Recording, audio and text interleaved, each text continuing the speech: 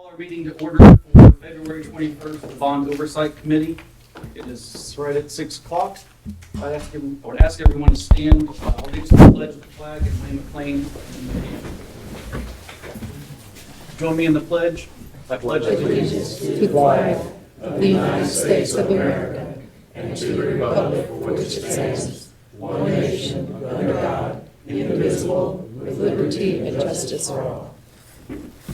Lord, we thank you for this opportunity to come together as citizens of Putnam County to work for the betterment of our students and our community.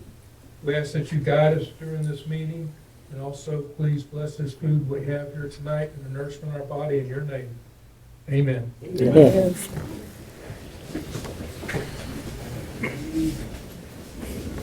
So we normally have a fairly small crowd when we introduce everybody.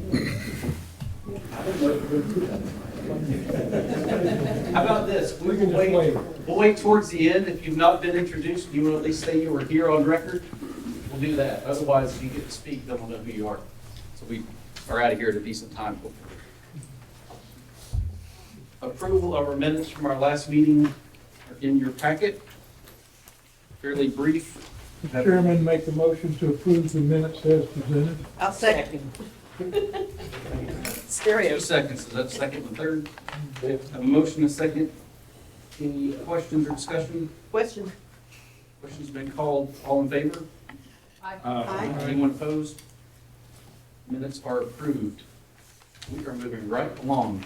Our first item on tonight's agenda is presentation from the Putnam County Tax Collector's Office, Ms. Brenda Bridges and Ms. Lynn Myers. The floor is yours. All right.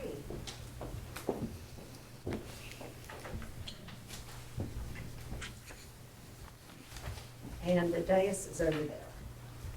Yes.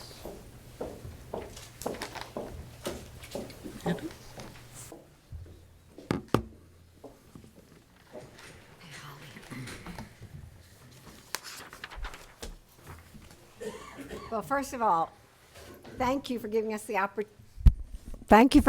opportunity to be with you today. Some faces that we've known for a long time, worked together with many of you in our community for all those right reasons because of where we live and what we love here. A couple of new faces. I'm sorry I didn't get to meet one or two of the Oversight Committee members prior to the meeting, but welcome. Thanks for being here. We often appreciate the opportunity to share how our office works. It's misunderstood in many areas, and as we go through this, you'll begin to understand probably why it's misunderstood. But in the meantime, this is not rocket science, and it's not nuclear physics for Dr. Hunt. But it can be complex and it can be confusing. So make sure that you stop us along the way and ask questions. One of the main reasons it can be confusing for folks who don't know our systems is that 67 of us have at least 4 different models the way they're funded. And so Brenda's going to be talking to you. Brenda Bridges is the Deputy Tax Collector, but she'll be kind of reviewing the processes because she is one of the hats she wears is operations. And this falls clearly under that on how we operate. She's also our budget director who works, as you'll find out, who our budget oversight is. So without that, I just want to share our goal is to help you walk away from here with an individual understanding of why we're involved, what our piece in this puzzle is, not only for you individually, but so that you can share when people ask you, because this is a thankless board in a lot of ways. You're going to get a lot of questions from a lot of people, and maybe they don't appreciate it. It's time-consuming. It's hard work, heavy lifting. So we want to do the best we can to help you be able to explain where this office, the Tax Collector Office, fits in this puzzle. I do want to share the only goal we're probably not going to get to. In fact, it's not in our wheelhouse, is why somebody wrote legislation. This legislation was written in 1895 with minimal changes. So you will see archaic wording. In fact, one of the attorneys that worked with you all on this said, what's wrong with this? The language is so stilted and archaic. So we're not here to defend a statute. nor explain why it was written or why it's still like it was. But you'll see when it refers to the several counties of Florida, how long ago this was done. And with that, I think that at this point, I will just let Brenda Bridges step in and begin discussing how we implement the laws of Florida that affect our offices. Brenda. And I'm going to sit down, but clearly I'm available for questions as well. Good evening. Thank you.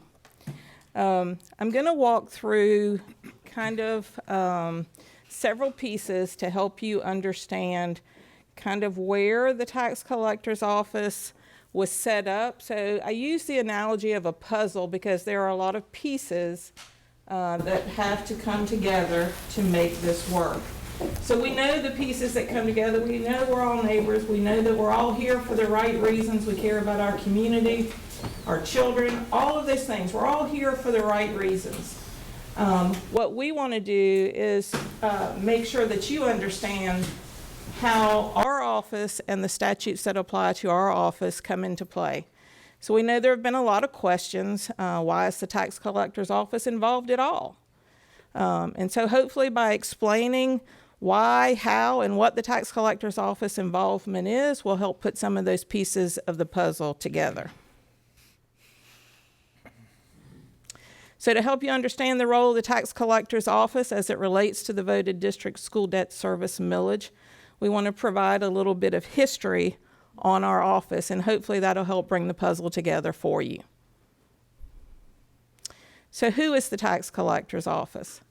The tax collector is a constitutional office or officer. Tax collector or their staff are not employees of the county. We're not employees of local or state government. We are, as the Constitution relates to us, an independent agency. The Constitution established the tax collector's office in 1885. And the tax collector is part of a system that puts the checks and balances into all the different pieces that come together. So we are charged with carrying out certain delineated statutory and regulatory functions, and we must follow all of those statutes. They dictate everything that we do. So why are we independent? So that the office is free from improper financial influence by local or state agencies that have the power to levy taxes. So we all heard in classes when we were growing up about the separation of powers. So you don't want the BOCC that has the ability to levy taxes to be the one that's assessing or collecting. So if we're independent, how are we funded?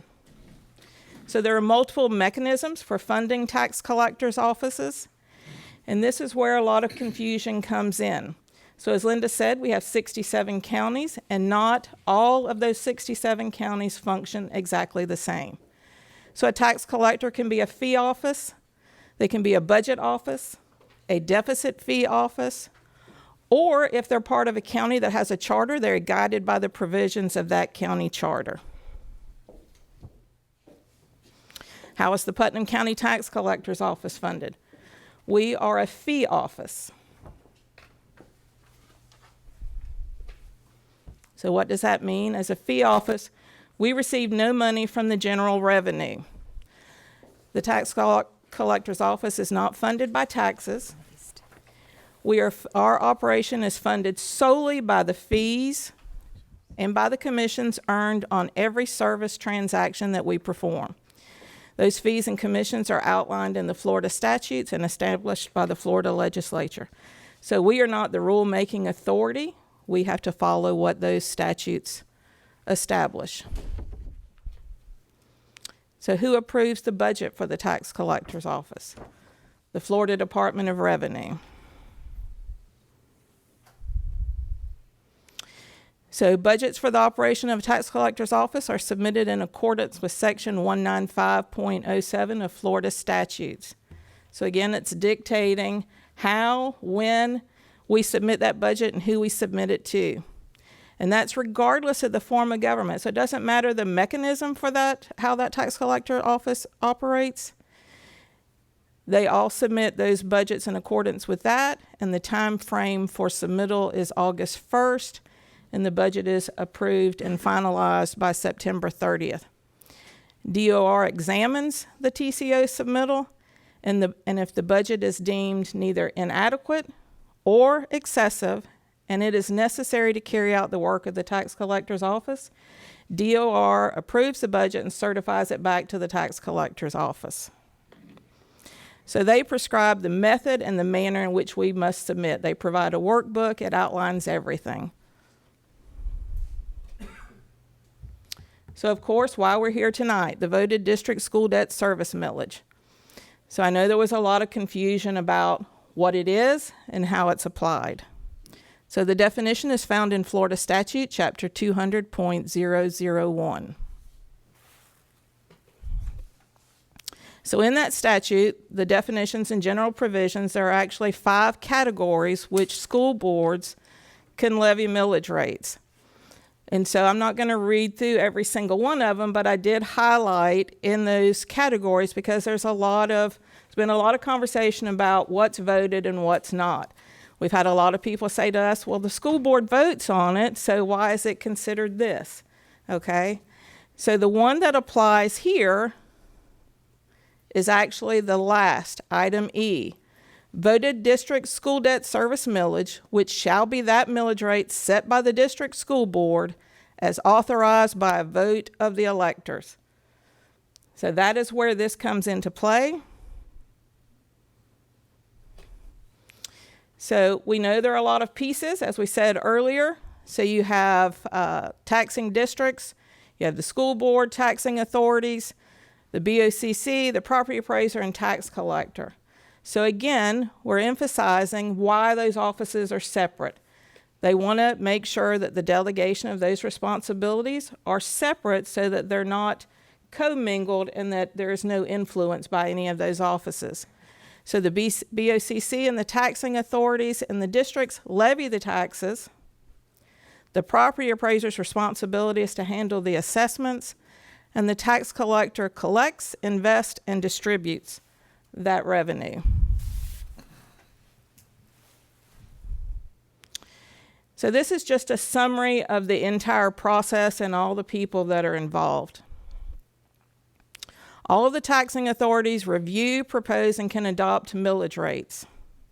They then provide that information to the property appraiser's office, and in August, the trim notices come out. That's the public notice to the taxpayers. That's how they're aware of what's going on. In September, the governing boards or taxing authorities provide the non-ad valorem assessment roll to the tax collector. In October, the property appraiser sends the tax collector the certified assessment roll or the data. And as we like to say, a little magic happens. So that's a lot of information. We have over 100,000 parcels in the county. And in October, the tax collector mails the tax bills out. In November, taxes are due and delinquent April 1st. So although that's a summary, there's a whole lot more work that goes into it. So here's an example of the 2023 tax bill.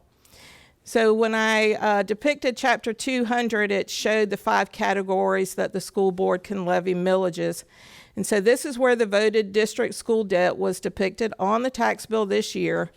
So it's highlighted there with item E. So they're all separated, and all of this data that's provided by the property appraiser's office comes in, and that's the result on the tax bill when it goes out to the taxpayer. So the property appraiser also has a responsibility, and there are certain dates that are set, and this is called a recap of the taxes that are on the tax roll. So this is a Department of Revenue form that the property appraiser's office must submit by a date certain to Department of Revenue. And I know there's a lot of information up there, but if you look up at the top where you see the first blue arrow, there's some columns there, A, B, C, D, and E. And then if you come down and see the second arrow, you see some codes, and you see the columns with the headers A through E. The big line over to the side shows all the taxing authorities. So for each taxing authority that is represented on that bill, there is a code for every one of those columns, and it shows exactly how they are depicted on that tax roll. So for instance, if you look down at the very bottom line, the school voted debt service, column A has a 2. So if you go up to column A, 2 is school board levy. Column B has a 1, that's a county-wide levy. C, 2, it's a debt service millage. Column D, 1, millage is subject to a cap. And E, number 2, is voted millage. So the property appraiser, again, sends us that data, we put it into the tax bill, and then he has to certify it back to Department of Revenue. So there are a lot of checks and balances in place for all of that data. So now we've shown how the tax collector's office got created, why it's there, all the separation of powers. We talked about it being an independent agency and how it's funded. So it's funded by the commissions and fees that it collects on the services that it provides. So the statute also provides very specific language about those fees. So as Linda said, it is archaic language. So it mentions the tax collectors of the several counties. So in my book, 67 is not several. 3 or 4 might be several, but 67. So it shows that this language is really old.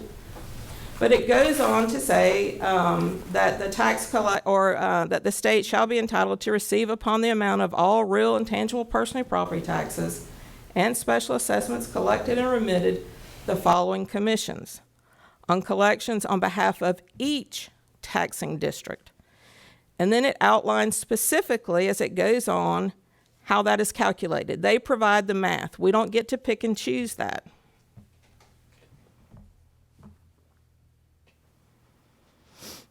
And then at the very end of that section in the statute, there's this paragraph. So we've been questioned why we're involved with the school board tax levy. The BOCC has questioned, well, you know, we have concerns because of the what's on the tax bill. So this statute has specific language that says the commissions on the amount of taxes collected from the non-voted school millage and on the amount of additional taxes that would be collected for school districts, if the exemptions applicable to homestead property for school district taxation were the same as exemptions applicable for all ad valorem taxation, shall be paid by the Board of County Commissioners. So on that tax bill, there are 3 other line items that apply to the school board. The BOCC pays the commission on the non-voted. So that is the commission process. So if you have questions, I'll be happy to answer any of those questions. And before you get to it, if you will, let me explain the sheet that I passed out. This is the very good delineation of all the different revenue sources. As Brenda said, we are funded through fees.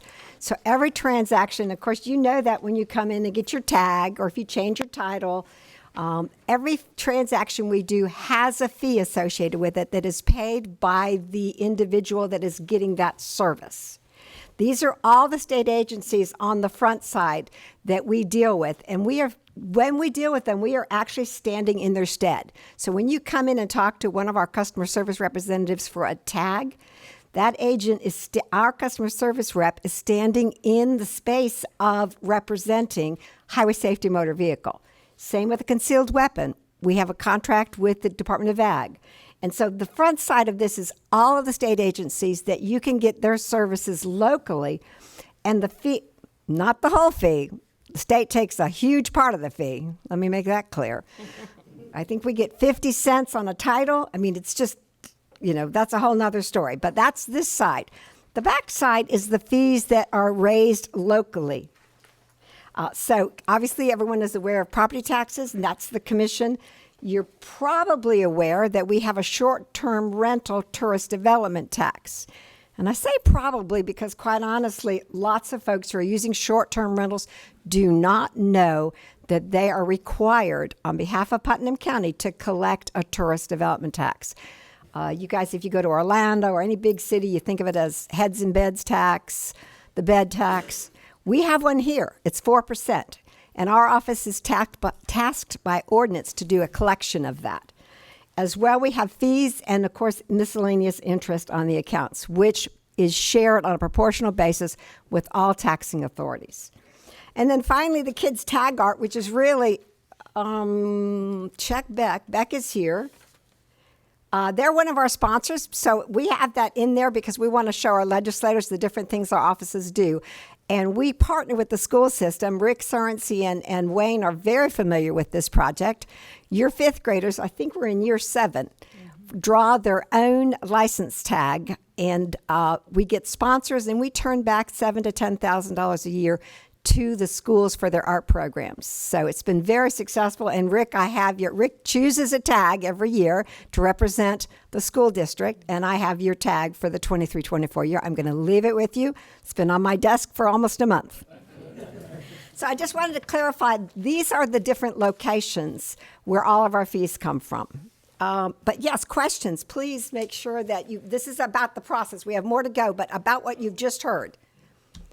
But Jared, jump ahead, and if it's ahead, we'll let you know. We do have another small opportunity for questions after the next segment. I know the questions were asked prior. Why is there no commission paid on our other line items? And you heard from Brenda that there is commission paid on the items. And JR was probably in the board meeting in the budget time last year when the county commission said, why are we paying the commission on the school board levies? And the answer was because by Florida statute issued in 1895, you are responsible. And so we can't even imagine why that was. Maybe they weren't school boards then. I have no idea. But that did not sit well with the commissioners. I understand, like everybody else, they have minimal resources and they've got a lot of services to provide. And so they chafe at, and every so many years that comes up. This year was a little more intense. Yes, sir. Just trying to understand the economic model you proposed, originally, that was very helpful, by the way. So you're paid by the state? Not exactly. When you come in and do a state function, okay. The collection of ad valorem taxes and the school taxes, you're paid by the state? No, sir. Okay, so. The citizens pay for all of these, actually, but go ahead. I understand the 2%. It looks like it's 3% up to 50, a small amount of Right. dollars, and then 2% beyond. I think we do have something that'll go over that, sir. But I have to tell you, again, this is defined in statute, and there's a few variations. The Board of County Commissioners, some of you may be familiar with what their scale. I think I actually brought a copy of that scale. I'll look and see. They start out at 10% on the very first, I think, value of $50 million. Then they go to 5%. Then they go to 3%. Then they go to 2%. Water management districts start out like the voted school district. They start at 3% and they go to 2%. Special assessments like the Palatka fire tax, which is not an ad valorem tax, they start out and stay at 2% plus actual cost. So there are 3 models. They are actually in statute. I do have a copy, I believe, of the whole structure. Go ahead. As I understand it, it was 3% for us, up to $50 million. The county valuation is about $6 billion, so the $50 million doesn't matter much. Well, that's the value, yeah. Collected, not the value. It didn't say that. It said valuation. No, it's on the money collected. Let's go ahead and move to the next part. I don't think it is. Jared, I'm so sorry, but it is on the 50 million. So $50 million of funds collected? No, sir. No, sir. Let me see if I have a copy of that. It said the word was evaluation. It is valuation, and 50, so it basically brings in the very first $100,000 is what it brings in to get us started. That's what it is. And then it immediately drops down to 5, and then it immediately, like $100,000 later, it drops down to 2. Based on the valuation, the assessed value. Based on, not, the assessed value. Assessed value is $6 billion, so 50 million is irrelevant. You see what I mean? That's not right. It's not 3% of $6 million. Oh, no, it's No, not. but the scale in which they changed from 3 to 2 is based on the valuation, $50 million. Let's move to the rest of it. 'Cause- Okay, so I'm gonna try to find that for you, sir. I just remember what you showed. Okay, all right. So we walked through the entire process of the tax collector's office, when the tax bill goes out, how we collect taxes. Now we come to the end of the year, and the statute dictates that as well. So it's the distribution of excess funds. So chapter 218.36 of Florida statute, parent 2 says, whenever a tax collector has money in excess, he or she shall distribute the excess to each governmental unit in the same proportion as the fees paid by the governmental unit bear to the total fee income of his or her office. So basically, at the end of the year, we empty our cash accounts. Okay? That was gonna be my question, because you're gonna accumulate a lot of money. Well, they don't have to. They can explain that. So Good point, and people, that's why this is a great opportunity to understand. We actually empty our bank accounts on September 30th. Okay. October 1, we don't have a dime to our name. And if payroll is October 2, we have no money in the bank. I mean, we're not, obviously, everything doesn't come in, things come in mid-month and end of the month, but payroll does not, it floats. So it's an interesting model. It is dictated, well, you will see the statute that dictates it. That was my question, but anyway, it's answered now. Yeah. So how does the tax collector office operate post-excess revenue distribution? So the statute also delineates that. So I highlighted this section here. So whenever a tax collector has money in excess, he or she shall distribute the excess to each governmental unit in the same proportion as the fees paid by the governmental unit bear to the total fee income of his or her office. So because of the example that Linda just provided, we empty our accounts on September 30th, and if we have payroll on October 2nd, how do we pay our employees? Well, because this system is set up in statute, it provides a mechanism, and that is in this section of the statute, that the Board of County Commissioners and School Board of each county shall advance and pay to the county tax collector of each such county at the first meeting of such board each month from October through July of each year on demand of the tax collector. So luckily, if we did that every month, that's a lot of work for everybody. Fortunately, we don't have to do that. So October through December, we work on advances, and those advances have historically come from the Board of County Commissioners, okay, until we have collected enough revenue that we can then become whole and we start operating again. So it's all designed by statute. These sections go through and talk about how that process is done, when adjustments are made. So it's a lot of wording, just in summary to say that those few months we can ask for advances and they're provided for the operation of our office. So did advances apply this year with regard to the school board? The answer is no. The advance provision did not apply because this is the first year that the voted district school debt was on here. So we did not or could not request an advance because the statute wouldn't allow us to. Will an advance apply in the future? Yes.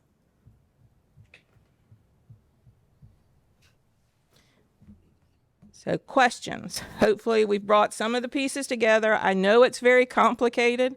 You have to be an attorney to read some of these statutes and understand it, but we believe they're pretty clear as to what our role is. Yes, sir.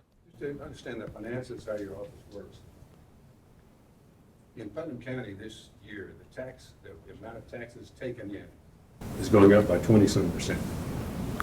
There's going to be $20 million more taxes collected than there were last year. Right? That's about 20%. Now, does the cost of your office go up by 20%? What's the causality with respect to the amount of fee that you collect? You'll collect 20% more fee because nothing's going to change. Your income is going to go by 20%. Do your costs go by 20%? Okay, exactly. It is not a straight. There's a couple of things. There's a couple of things playing here. One of them is that a large part of our properties is homestead. It can't rise more than 3% a year. I'm just telling you, the facts are, if you go to the assessor. But that's the market value, sir, not. No, the assessed value. Well, I'm not going to be able to defend property appraiser as well. I know, but I talked to a property appraiser. And I understand. The assessed value of the county. He gave me two numbers. $6 billion for the school system, 7.5 for the ad valorem. And that went up. That's the value. Yes. So more money will be. No matter what the amount is, and we can debate that. And again, we're not here to debate property appraiser's answers or the state legislature. I understand you spoke with them, and that's what he told you. I'm not here to debate you about him, his office. But what we are here to talk about is whatever the increase is, you know what, in Florida land, there's almost an increase every year. Some years big, some years smaller. Whatever it is, we cannot spend any extra money except what the Department of Revenue said. If we reduce a line item, we have to justify why, because they don't want us to have inadequate funds. If we increase any line item, we have to justify why based on transaction count. So I'll follow up to this. When we met with the school administration in the summer last year about this, one of the members said, well, what are you going to do with all this money? You just going to go hire folks? The answer is we cannot do that. First of all, our budget was already set long before that. We cannot add new people.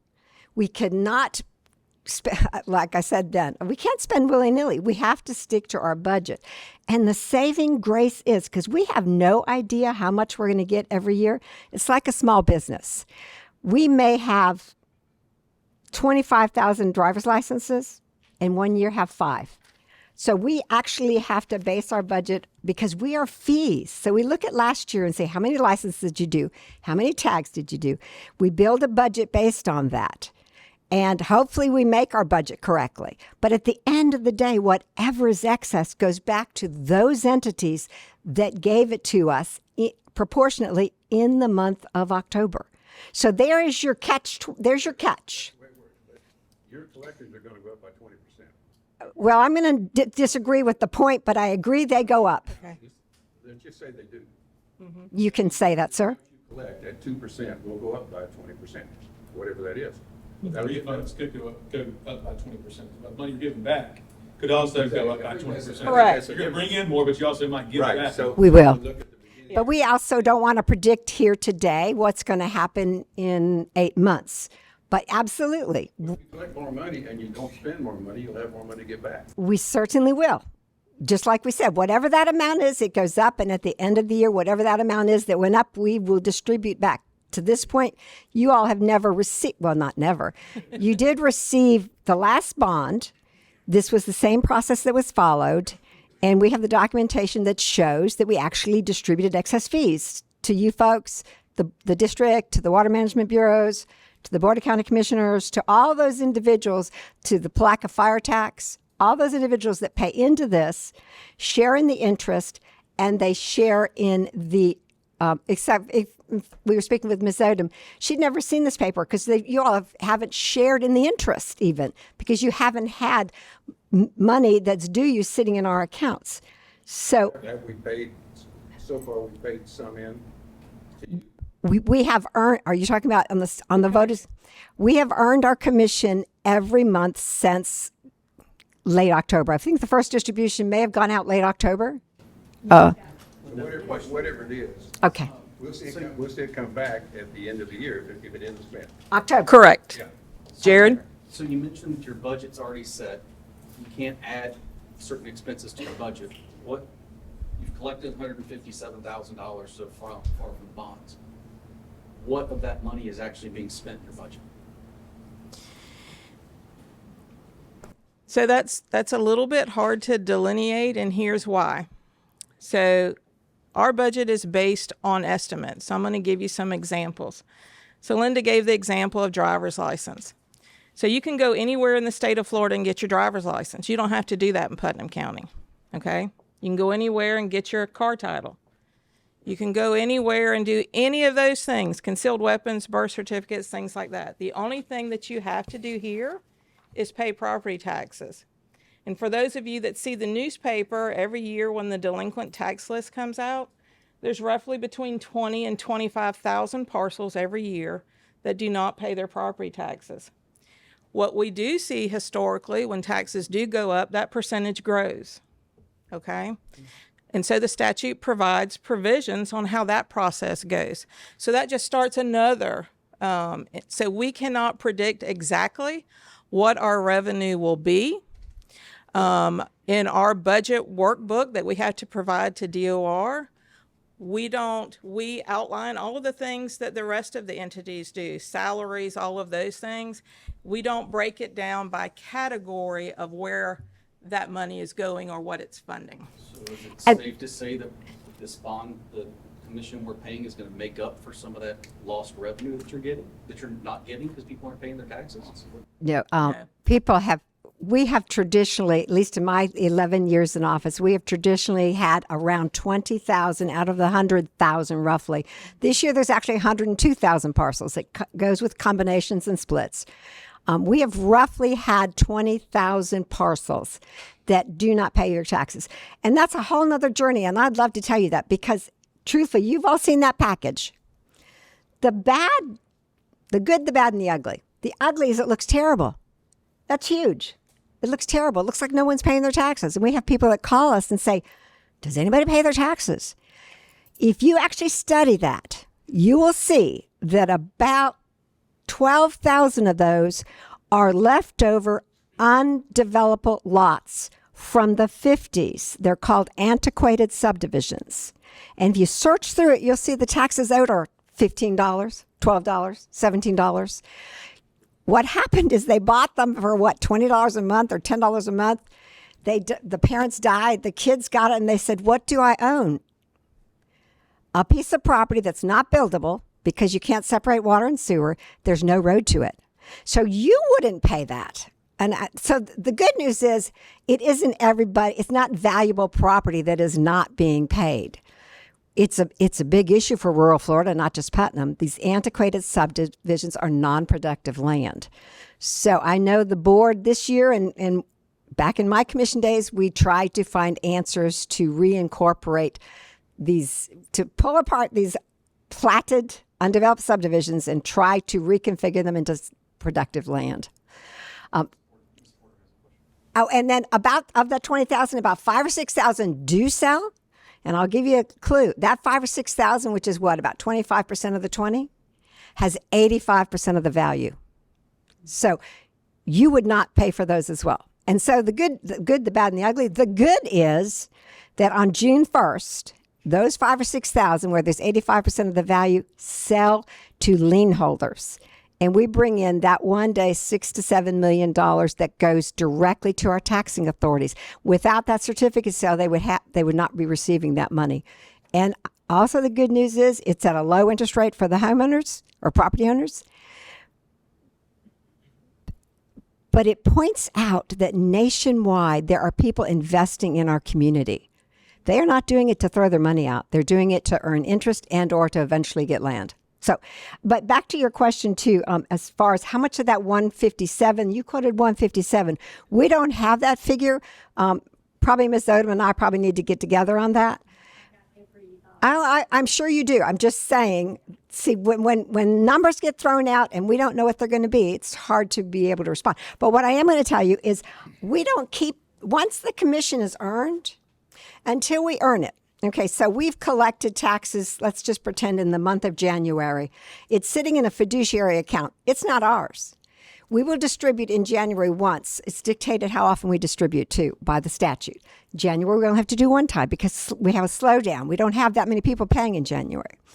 We don't get our earned commission until we have sent the money to the taxing authorities. So that's when we earn it. But when we earn it, it just goes into our operating account. So whatever came from the fire tax at Palaca, came from the MSBUs around the county, whichever came from the city, it all goes into one financial pot and it's spent as per our budget. We could not discreetly keep these separate. We have, as I said, 8 state agencies. What we earn from them goes into that same, on our P&Ls, they're separated so we know where our profits and losses are. But that money just goes into one account once it has been distributed first to our taxing authorities. That's how we get the money. That's how we earn it. Ms. Porter? My question is really for Rhonda, and it has to do with us as the Bond Oversight Committee. So when their office disperses the 1st of October, the commissions are that percentage back. Are we going to have something show up as a line item on our financials that say, okay, we're getting $1 million? That would be hopeful. But we're going to get this money back in. That's going to be added to our fund, bond fund, not the general fund for the school budget. It will have to go back into the debt service fund. Okay. Yep, Miss. Fund of ours that is getting a commission, so I keep a running spreadsheet, and the backup for that is the receipt of deposits that the tax collector gives me. It shows the collected total minus the commission total that they charge automatically in the net deposit. And the total amount thus far with all that backup is $157,880.05 that they collected or held out thus far in commissions. So right now it's a flat 3% for every payment that is coming. You see that from the spreadsheet that you might have access to. You know, at year end, you were talking about $1 million, but no, at year end, if this 3% held out all the way and they collected all the taxes, it would be about, was it 193,000 is how much they would receive from us for that voted debt. And of course, it is not 3% the whole way, just to confirm that. Right now, I know, but when we talk about that, then everyone walks away, it's always 3%. It is not always 3%. I realize that, but everybody here might not know that. Ms. Odom is getting new paperwork from us that you've never received before because you've never had a commission withheld. So we've got all of our other taxing authorities with commissions have received those. And the question was, Ms. Porter, will you get a reconciliation? Absolutely. We actually, the one slide said by November 1, we have to send a recapitulation showing that between the advance, of course, there were no advances, but between the advance and the earned, this is what was earned, and then you will get a recapitulation of all of you will see who got what of all the entities that put in. You'll get a schematic that shows the dollar figures. I'll give you an example. 2 years, our last audited paperwork, we don't have our audits for 23 yet. Our budget was $2.8 million, our operating budget, and we returned $471,000. So about 15%. And we tend to be returning around $500,000. Do I think we'll be returning more? Yes, because we are getting more. So absolutely. But we don't know what those numbers are going to be. But thank you. I'm sorry. Go ahead. yes, it will show up. As soon as we do receive Yep. that, it'll show back up as a refund to the account. Yeah, the actual service our debt, right? It was what it is the debt, right? That's It is right now, because we did not do a village to amount for this commissions. It's being paid out of the bond fund, so it will go back into these bond funds. It'll go back Then into next the fund. year, because we know about this, Okay. I will do an additional millage to the property owners to Okay. cover the commission amount. And then you will see this moving forward in future years. Mr. Dollar, Yes, can I ask a question? yes, I was about to ask you. Oh, sure. Go ahead. Linda, do you mind me calling you by Linda? We've No, known sir. each other for a million years, so I can call you We met Ms. in Myers the if you'd like. nursery when our children were born at the hospital. We did. We did. Yeah. Okay. You know, maybe His memory's not that great. actually dads might not remember it as much. But Don, go ahead. If you say so, Go on. You may be taking advantage of me, though, by telling me something that you know I won't remember. And so whether that's true or not, I don't know, but I won't argue with you. All right. So you understand that I'm new into Yes, this sir. equation. Yes, sir. And I guess lawyers ask questions for two reasons. One is to make a point, and one is to really learn information. The two questions I have are really to learn information, not to make a point. And just so you know, as you indicated, I did talk to your attorney, Patrick Kennedy, and asked Patrick the questions earlier this week, and he said basically they were questions for you that he didn't know. So again, for informational purposes, as I try to digest a lot of this, the first question I have, just two fundamental questions, is, are you going to actually incur additional cost or expense that's directly attributable to collecting the bond repayment funds? I mean, you're already set up to collect, to receive money. Mm-hmm. You're receiving a pot. It may be broken down into different categories, but you're receiving one check from me for each of my properties. Yes, sir. And then you're doing your thing at that point. My question is, are you actually going to incur additional costs and expenses that's directly attributable to the portion that goes to bond repayment for the school board? Well, of course, the answer is going to be to some degree, yes. To some degree. Is it the entire amount? Of course not. But the statute doesn't allow us to pick who should pay and who shouldn't pay. Well, that's my okay, second and that's question. why the excess revenue helps on that end. But go ahead. No, but the first question is, I'm just trying to understand that portion of it, because I've asked and I don't understand fully like you do the operation of your office. So I'm not in a position to challenge what you tell me at all, and that's not my purpose in asking the question. I'm just trying to understand. Mm-hmm. So you're now going to collect money, I guess overall, it could be $300 million over the next 30, 40 years. My question is, this first year, for instance, when you collect money, I guess they figured that the amount that we'll be paying you is $190,000, perhaps. That's what Ms. Odom said. My question is, are you going to actually incur $190,000 in extra expenses and costs that are directly attributable to your obligation to collect this money? And the answer to that is no. We will not spend $190,000. Okay. The same as we don't spend everything the county commission gives us. Right, I'm trying to explain that's okay. No different, though. Okay, fine. Is it possible for you to determine how much you're going to actually spend over and above what you normally spend to collect the bond repayment money? We might have a better idea on how to ballpark that at the end of the year. We are brand new, and this is to your point specifically.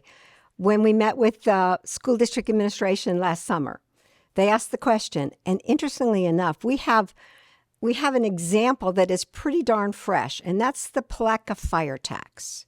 It, I think, is in its 8th year. We are still spending money that we don't normally spend to answer questions, and they're not our questions. That fire tax is the city's fire tax. We have more property going to tax certificate sale because of it.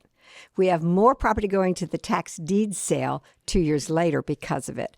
So the cost associated with those two processes, which we haven't talked about them, they're very lengthy. For the right reasons, it's the due process that could keep somebody from losing their property.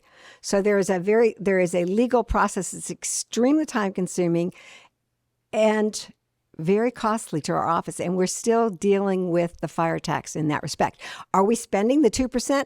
No, but it's very hard for us now to even begin to ballpark. But closer to the end of the year, say in November, when we do the recapitulation, we would have a better idea.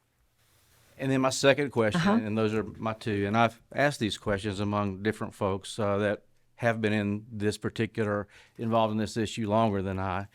But the next question is it your belief, whatever that's based upon, and I asked Patrick this question too, is it your belief that while we all, or at least I, acknowledge that you're entitled to collect that commission, 3 and then 2, is it your belief that you're obligated to collect the full amount, or do you believe you can waive that fee in part or in whole in advance based upon whatever determination you make about how much additional burden it will occasion upon you?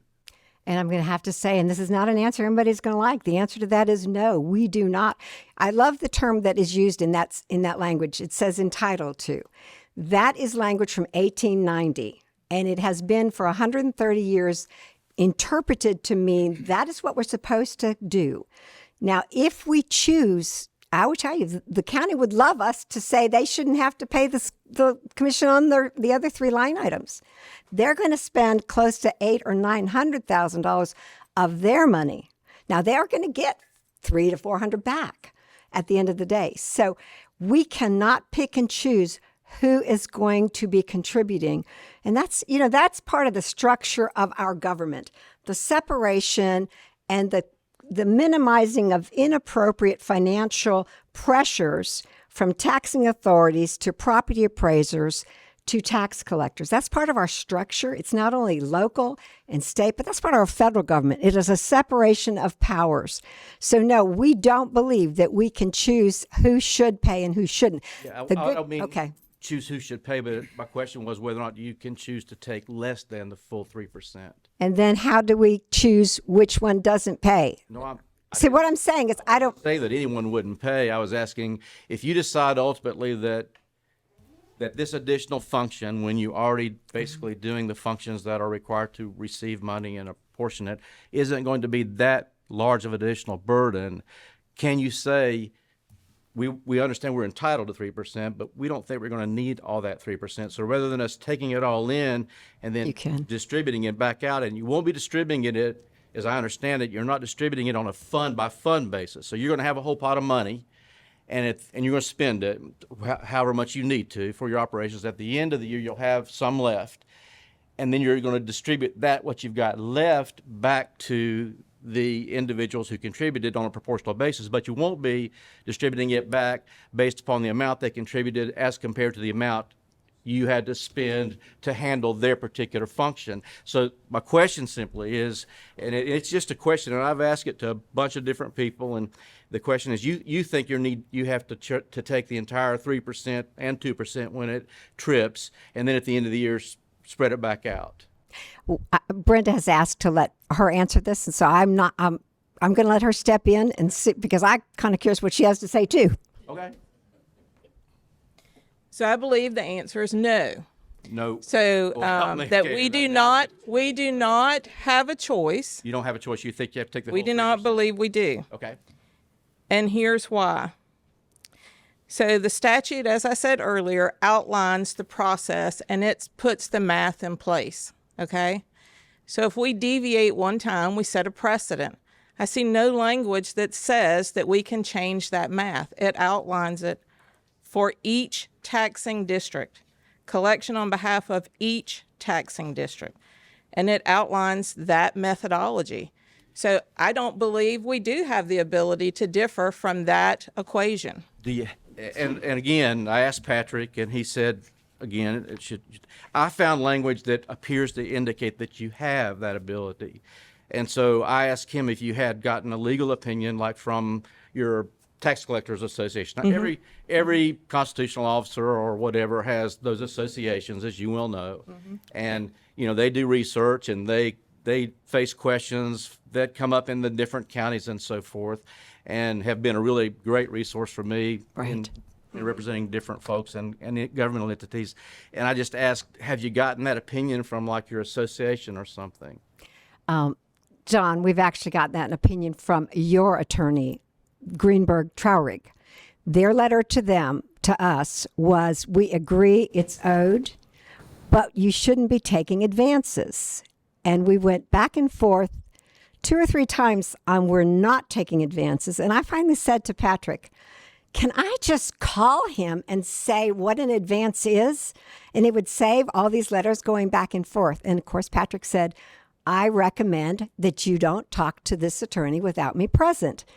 Yeah. So the opinions that we have from our association and from other tax collectors that have bond issues, and from the prior bond issue that was here in this county, the answer is we cannot deviate from that. Okay, so, and just again, so that we can all, and I explained to Patrick, I don't know that we're adversaries on this deal. I think we're all trying to get to an answer and find that answer without spending a lot of money that ultimately is the taxpayers' money.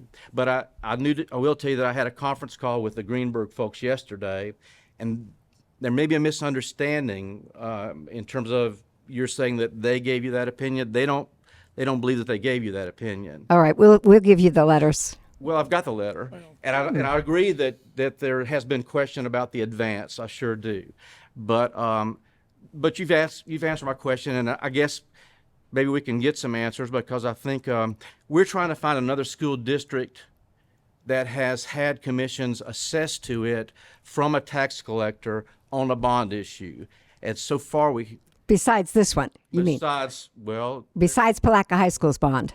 ma'am. Palaca High School was built with a similar bond. Yeah, I don't know. I've talked to Ms. We just have the paperwork for it. Don, yes, we can tell you Alachua County has a bond right now, the same situation. Leon County has a Tax bond. collector is charging a commission on that? Yes, sir. Yes, sir. But see, what you're dealing with is, again, we are not trying to defend a statute. What you're dealing with is that a county that's a charter county that has a bond issue, their financing of their tax collector's office is totally different. A county that is a non-fee office, which is, I think, about 25 counties, their offices are funded totally different. So there are, as we said, a minimum of 3 types of funding, and then a charter county can just really almost write their own rules. Well, we'll certainly get more information on it, but I needed to know what your beliefs were as of right now, and then we'll go from there with whatever we can find to document one side or the other, and then whether. And I'm not arguing about whether the statute's in play, and no one's arguing about whether you're entitled. The question is whether you're entitled not to take the full 3%, and that was what my question was. We did consult with Department of Revenue as well. As well. And they agreed that we had to follow the statute with the methodology that was provided. And the reason we did is because when we met in the summer with the school district administration about this, which I think was July, Mr. Rick said, let's get some legal minds on this. And so he suggested he was going to hire, and of course, we don't have attorneys, so we had to hire a separate attorney to handle it. And the gist of that was we did just that, as well as we went to the people who are our oversight group, the Department of Revenue, and asked them the specific question. So we have done the diligence that Rick asked us to do. I certainly wasn't criticizing. Doesn't mean that you get 2 attorneys together and they're all going to agree. Oh, come on now. That's one reason I said to Patrick Kennedy, I don't think we need you here. Linda, there's a lot of Can I make one comment? We got 2 people. I'm sorry, I just want to say, I want this committee to know the significance of this. First of all, I asked that very clearly because you are choosing to do that. In other words, you're entitled to do that. Well, we're disagreeing on the language, but go ahead. Okay, but my understanding is, and again, after consulting with attorneys, is that you are choosing to collect this money, which, by the way, over the life of the bond, is going to be approaching about $17 million. Okay? That's a lot of money to ask, in addition to our taxpayers, to pay. And I'm just saying, and the question is, and I've asked you this in the summer, what are you going to use this for that would require that much money, Linda? And this is a moot question, Rick, because that is not this statute that we cannot break the law. And I love your interpretation of what entitled means. If you can tell me in 1895 what they meant by that, different than what has been practiced for 130 years, let's go down that road. But in the meantime, 130 years of precedence of what entitled means has been defined. And again, we're not here to defend this statute, but the end result is that's built into this, the safety net, the parachute that's built into this, is that we cannot, as you said, are you going to spend it willy-nilly? No, we're not. We have strict oversight, just like I'm sure of the school. I'm sure you guys have strict oversight. I'm not sure who your governing entity, unless it's the school board itself, but we respond to the Department of Revenue. So we cannot justify spending that, but that doesn't mean we don't collect it, because I'm going to tell you what, the minute we reduce anybody down, if we could, everybody would say, well, I want that. I want 1%. So that's why this was done like this. That's why the separation of powers was put in this.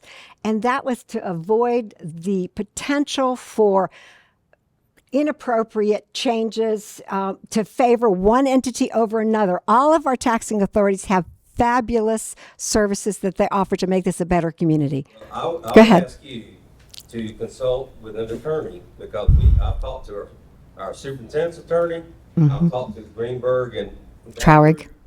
and they said unequivocally, you are permitted to take this tax. You are not mandated to take it. And to me, our taxpayers are gonna pay the price for that choice. This is part that you're absolutely correct, and it's part of the choices that are made when we've decided that we would do a school bond issue. Part of it is this is part of the process. I may not like this part of the process. I didn't get this ball started, but I'm required, because I don't want to be removed from office by any governor, by not following the laws.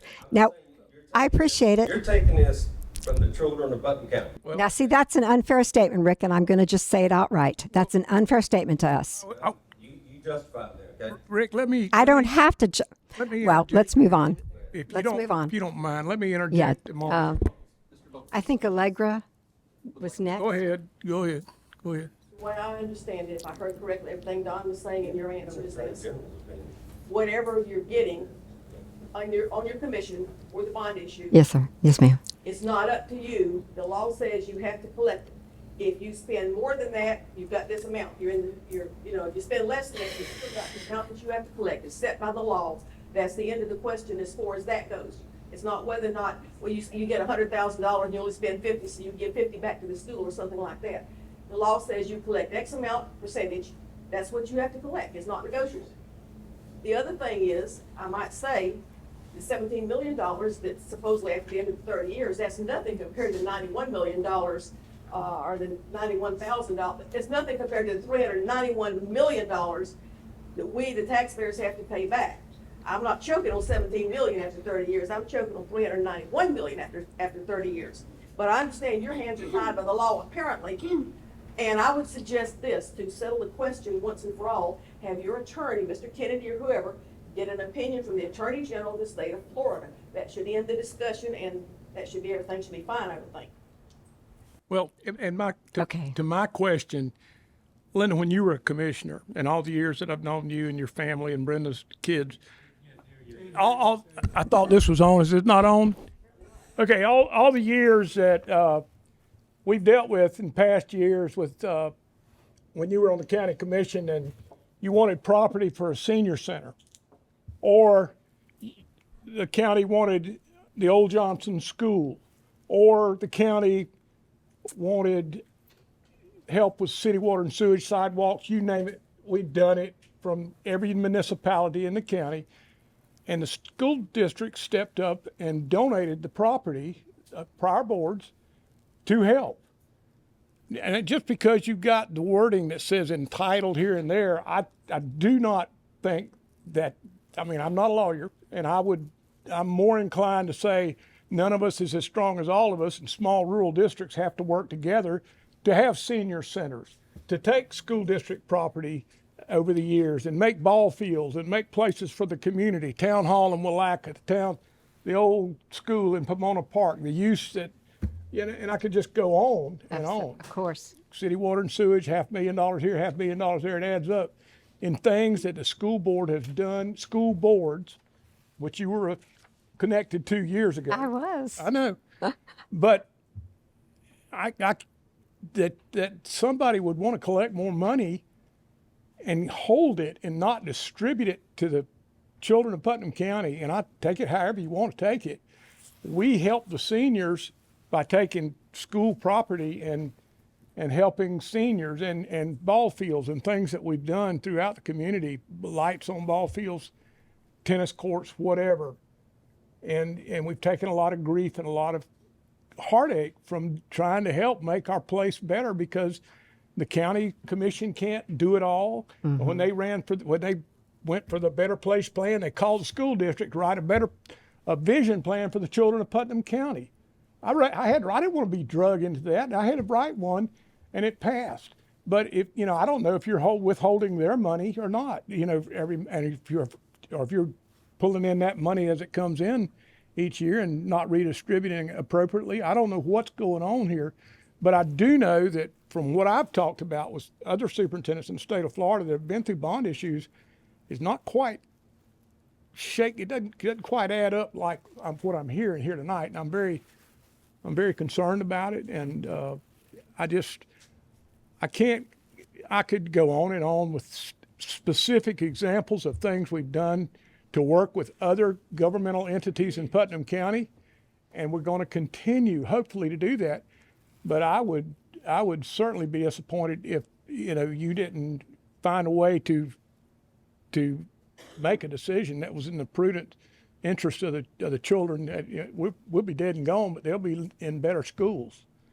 And I know. Thank you, David. I know that's kind of digressing, but I think turn it over to Jared. But back to the very first slide, every single taxing authority is raising money because they are trying to do good for families and children and not even just families, singles in our community. We're all about that, all of us. And thank God we do the types of things you just described. Those are the things that we can do. But when it comes, so what we're now talking about is the law. And I understand you interpret it differently. Oh, Shell, I understand you interpret it differently. Yes, Miss Asia. Cynthia. Yes, thank you. Thank you, Mr. Chairman. Oh. I brought it up in our last meeting when I was reviewing the documentation that we were given. And I said, well, we need to look at this because if this is the tax collector's job on a daily basis, but we've now taken part of that $300 million and we're going to turn over 17 million to the tax collectors, and knowing that before we buy one brick, prices have already gone up, okay?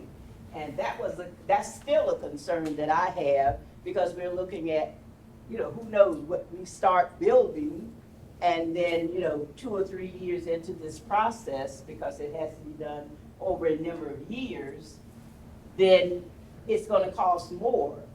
And I don't think, I'm a taxpayer too, and I don't want you coming back for another bond issue before we pay off the one that we have, and so, right, so see, those kinds of things are very concerning to the general public, for the persons that I've spoken with. And I know we started out with one number, and now when we look at the prices of just one school, we're gonna run out of money before we get the schools built. But then we're gonna have to turn over $17 million to the tax collector's office. And we can't even build a bathroom with that 17 million. So I'm not a business person, so I don't understand that part. Just to try to summarize where we are as from your perspective. Yes, sir. You're collecting $6 million for us this year. That's roughly what it is. You're going to charge us $190,000 for that. Then at the end of the year, you're going to balance the books and give us some back. Now, the 190 that you're collecting is out of how much total are you collecting? I'm trying to figure what percentage we're likely to get back. Are we 1/10 of the amount of fees that you get, or are we one?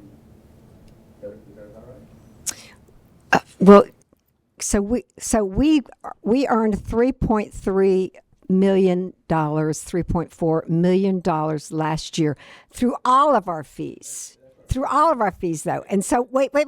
So those fees that we earned on state services do not go back to the state. That excess fees from driver's license, titles, whatever, also goes back to our taxing authorities. All of our excess, because remember, we don't keep them discrete. So all of the fees, so part of what comes back is coming from driver's licenses. Okay, I'm sorry. How much we're likely to get back. I cannot even begin to do that. We know you're taking let's just say $190,000 this year, right? That's what it'll be. That's if charge to collect is collected. Okay, right. That's already 160. But we're a small portion of the total amount collected property, say 10%. So if you have $400,000 left, we're likely to get no more than $40,000 back. I'm not going to answer that because we don't know. That's what part we're faced with. That's part of my issues. Yeah, The justification we're basically going to have to of the pay cost. $150,000 that we didn't anticipate, but you guys are going to sort out whether that's going to stick or not. But Of the course. other fact I get is there's no correlation between the additional amount of money you get and additional services that you have to provide. I agree. I'm not sure that's exactly correct. Oh, so. Everything's a shade, right? Everything's a shade. Cynthia says I better jump in. Yes. So, I may make somebody mad, but I understand Rick and his point of everything he's said when he stood up. I understand Linda and Brenda's and the statute. My question is, what the heck happened when this was voted on originally at the school board issue and everybody decided this before we were ever a committee? Why was this not an issue then? I've asked that question. I had a meeting with Rick and Rhonda, and personally, I think we need to ask that question of the attorney that did the bond issue. Yes. It's been mentioned a couple of times. I think he should have at least informed the school district. Not me. I believe he should have informed the school district that this was a possibility. Because we don't need these two Right. at ours. Right. You No, know? we're neighbors and we're all here for the same reasons. Right. I would make one suggestion if I can, Mr. Holmes and Ms. Odom. Could you possibly, between the two of you, find, and maybe y'all could help too, what tax collectors' offices in the state of Florida are structured just like yours? What school districts in those counties have bond issues? And find, because we've heard different answers. This one charges, this one doesn't. Apples to apples comparison? And We're already in the process of doing that. We're already in the process of doing that through a couple of different sources, associations that were discussed, so. Because, I mean, y'all, there's already disagreement on whether certain counties are charging or not, but I want to make sure we're comparing apples to apples on how they're structured. And if 4 other counties have the same issue and they're not being charged, I think we need to continue the conversation. Because that means they elected. Chair, can I ask one thing? Our attorney has found a attorney general's opinion about the question we brought up. Absolutely. And Don, would you like to share that now? As I said, I'm new to the fray, and I have not certainly completed all of my research. That was part of the reason that we had the meeting yesterday, the Zoom call with the Greenberg folks. I think there were 4 lawyers on the other end on the phone, and all of them are specialized in this sort of thing. But there is a 1973 AG's opinion that I found, Allegra, to your point, that indicates that it is possible to waive, for the tax collector to waive that fee. Well, it actually says it's possible for the county commission with the concurrence of the tax collector to waive that particular fee. It's a 73 AG's opinion. It's still cited when you look at the Florida statutes annotated for the statute at issue, which is the statute that sets forth the fee structure, the 192.091, is still cited currently as an AG's opinion under that statute. That's how I found it. But I've not had a chance to delve into it at all. And so I'm not, that's why I'm not ready to rely upon it. But however, it is possible that, for instance, the AG's office doesn't respond to every request for an opinion now. They are inundated with a lot of requests. But since they have already issued an opinion on the topic, it may be possible to get them to go ahead and update their opinion relatively quickly, because there's already one on record that's being cited in the legal print, in the legal encyclopedias and research. So we did discuss that today as well. So we're anxious to get the answer. I mean, again, I'm not advocating a position right now until I know more, but we are anxious to get the answer. Mr. Newbold? Okay, I have a question. Like, temporarily, you have a lot of money in your office due to the bond issue, the bonds that were issued. Interest and arbitrage. So, you know, a lot of expenses, various expenses in your office, but the largest of those would be salaries. Mm-hmm. Are the salaries in your office significantly more than the other constitutional offices? I And would the say no. other constitutional officers. So, so our salaries are reviewed by the Department of Revenue. And there is specific language, because we're not a county agency and we're not a state agency. For us to increase salaries, we have to look at what the county or the state is doing. And Department of Revenue reviews that. So let's say the county proposed a 5% COLA, and the state proposed a 3%. We could request the 5. It's up to Department of Revenue whether they approve it or not. But we cannot just increase salaries without the approval of Department of Revenue. And to just reinforce it, it's either following the state's guidelines, state's directives, or the county's directives. But we cannot make our own directive. By October, the school board will get that money back. The bond issue will get that money back. Excess revenues will be distributed in October. Except, with the exception of your expenses, yeah. Yes, sir. Yes, sir. Yes, sir. It's going to be hard to relate the expenses to the bond issue. Right. That's going to be an issue. I don't know how you're going to do that. Yeah, I want to ask Don a question. So Don, you just said that with the concurrence of the BOCC, that they could you read that? Yeah, actually, I said it backwards. I think that it's actually the county commission with the concurrence of the officer. I think I corrected myself the second time around, but yeah, it's maybe waived by the Board of County Commissioners only with the concurrence of the official involved. That was the gist of the opinion from '73. But again, but there's a lot in play here. The statute is old, as you well know. It appears to have survived for a long time. Jeez, number. But traditionally, as you also probably know, opinions, case law, and so forth that's old, you want to make sure that it hasn't been in some fashion modified, overturned, reversed.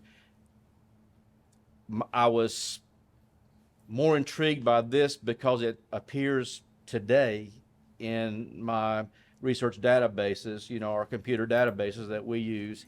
It appears today when you pull up this statute and start researching the statute, it's showing right now under the issue of waiver, as I recall, under the subtitle of waiver of fees. So it at least appears there's an issue to be explored. And of course, the word entitled does not mean shall, but well, I shouldn't say that. I don't believe courts have generally interpreted the word entitled to mean shall. Absolutely. And so that's why I had all the questions, and those were my two fundamental questions that the superintendent would tell you when I came in and looked at this and the reams of work that have gone before me.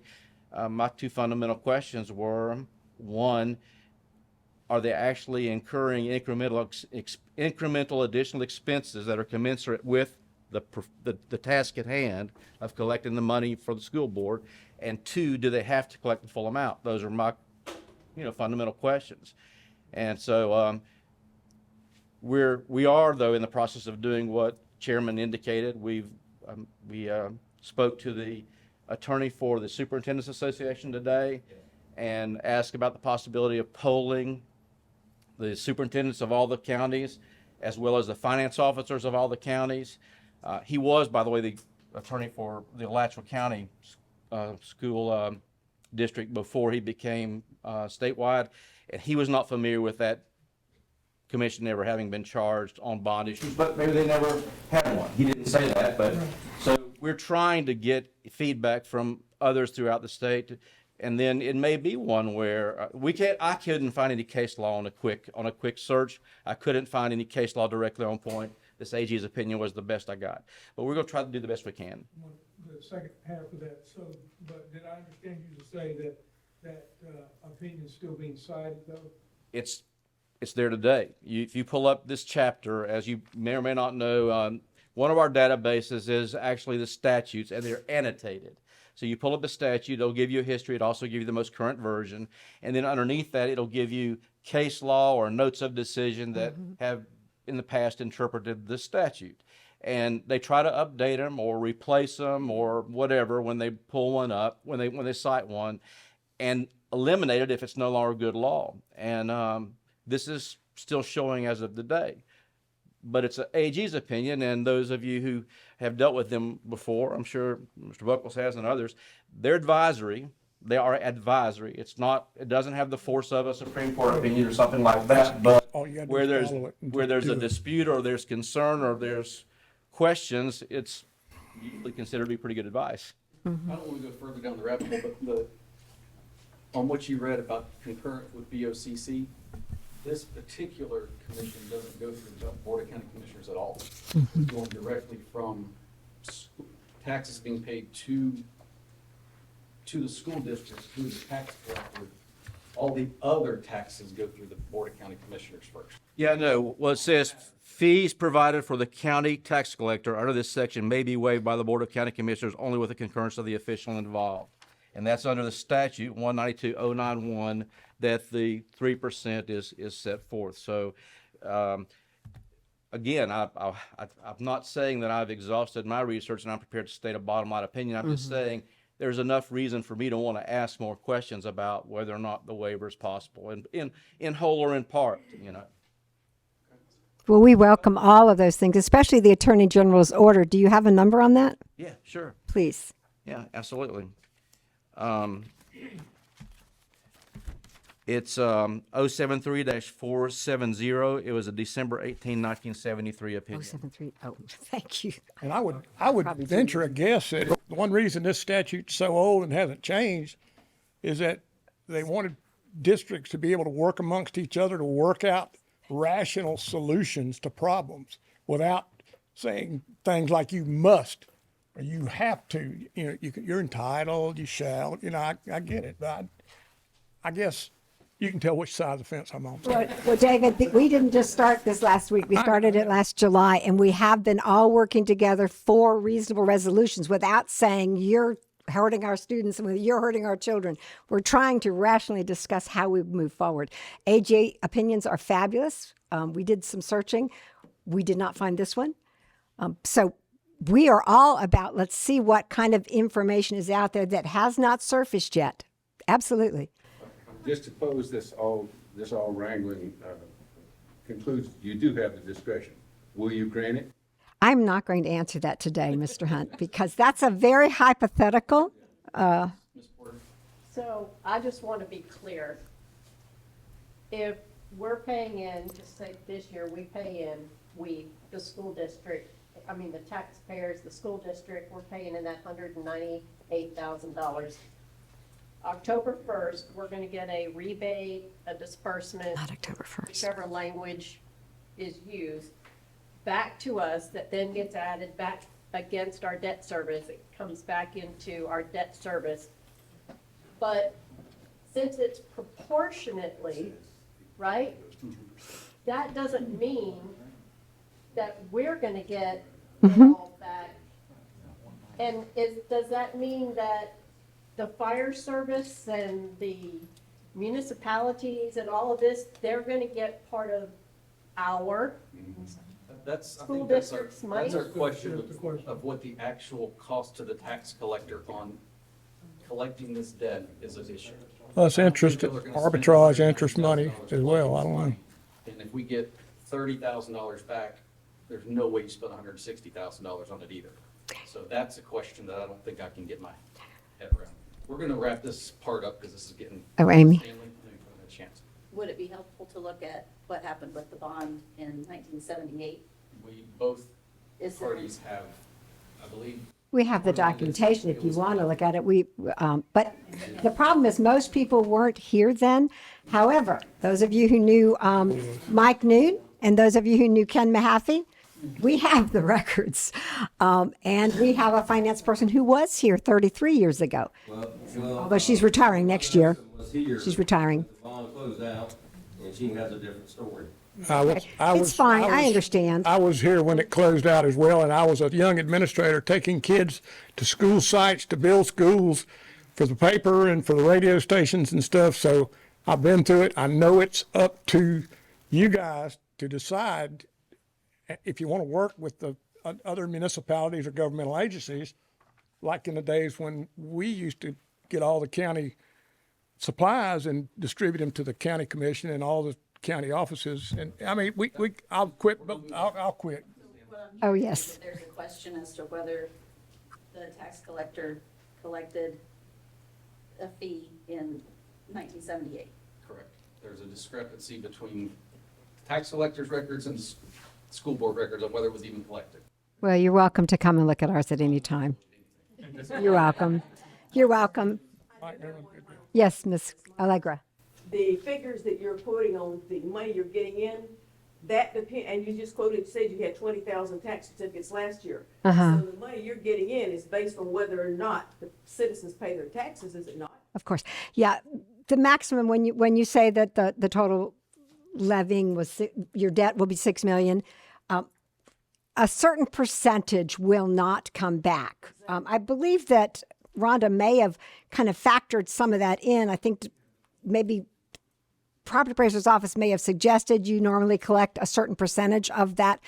The total amount, if everything was collected, that's called the charge to collect, which you probably know. The property appraiser gives us that data. That is never, rarely, I don't want to ever say never, hit. The target is not hit, but you're correct. The delinquent taxes, and with anytime you add a burden to a taxpayer, like the fire tax, like the bond, like all those things, that does result in more delinquencies. There's no question about that. I mean, that's tough times, I guess. A little bit, we're required by the Department of Revenue and by the Department of Education to only budget a 96%. 96. Mm-hmm. And with the tax certificate sale every year, I've got an analysis of the last 20 years. We always collect above the 96%, usually about 102% of 96%. So y'all can do the math on that. 102%, 96%. I've got all those handouts for several years. So, no, we're not collecting they're not collecting the entire amount. The school district does get the amount that we're required to budget at the 96% level. Okay, I'm gonna conclude this portion of our, this was the beginning of the meeting. Well, before we go, Jared, if there's anybody in the audience who would like a copy of this, we have a few extras, or if anybody wants to actually call us, we have some cards. They're going to be sitting on this table. Please feel free to pick one up. And we look forward to any further conversations from Board Oversight, from board members, from Don Holmes, and anybody else who wants to kind of get more information on this subject. And we look forward to finding answers. I mean, without disparaging anybody, because everybody in this room that's from Putnam County, we all love each other, we all work together, and so I'm not going to be pointing fingers that anybody's trying to hurt anybody here. We're all trying to find the answers. And so let's continue on that positive. Now we're leaving this with you. If anybody needs something from us, please let us know. And again, we start here, and Mr. Hunt, I do have that sheet. All right, next item on our agenda is sunshine law review. I think this is going to be very quick, but we asked our new attorney to review whether we are actually should be under this or are under the sunshine law, and your opinion is? The answer is yes. Is that short enough? Yes. Oh, good. Can I? Yes. We have no authority as a board. So when I read the 2023 Sunshine book, it said only, could you read the section that applies to us? It said only boards that have authority of some kind were. Yeah, really, I would disagree with that interpretation. But first of all, the operative instrument by which we're created says you're under the sunshine law. So the policy by which you were created specifically. Linda, this being recorded, and that's all going to be. So what I have is your Bond Oversight Committee Policy Manual, dated or adopted February 14, 2023. And in that manual, specifically under Roman numeral 4 meetings, it specifically states the committee shall meet at least 4 times per year and may hold other meetings as necessary. All meetings and committee proceedings must comply with Florida's sunshine and public record laws. So the policy by which you were created says you are. More importantly, probably, if you'll read the whole body of sunshine law cases, you'll find that basically, unless a board is nothing more than fact-finding, I mean nothing more than fact-finding, all it does is gather facts and regurgitate them. The opinions have consistently held that they're subject to the sunshine law. And in your charge as to what you do, there are charges in there, there are duties in there that go beyond simply receiving information and passing it on. So even if, I mean, it does, you can read them. I see you raise your eyebrow. I was gonna ask, Says what it. are they? So, but as I said, in the end of it, it basically says you specifically are. So you're to advise the superintendent and the school board of the district's progress. That is not simply taking and passing on information. That involves some element of judgment or assessment. Assist and inform the community, that's fine. Assist in fulfilling its responsibility to provide transparency and assurance that the general obligation of bond funds approved by the county are spent as intended and represented to the voters. That's more than just taking a paper and passing it on. If you read the body of opinions that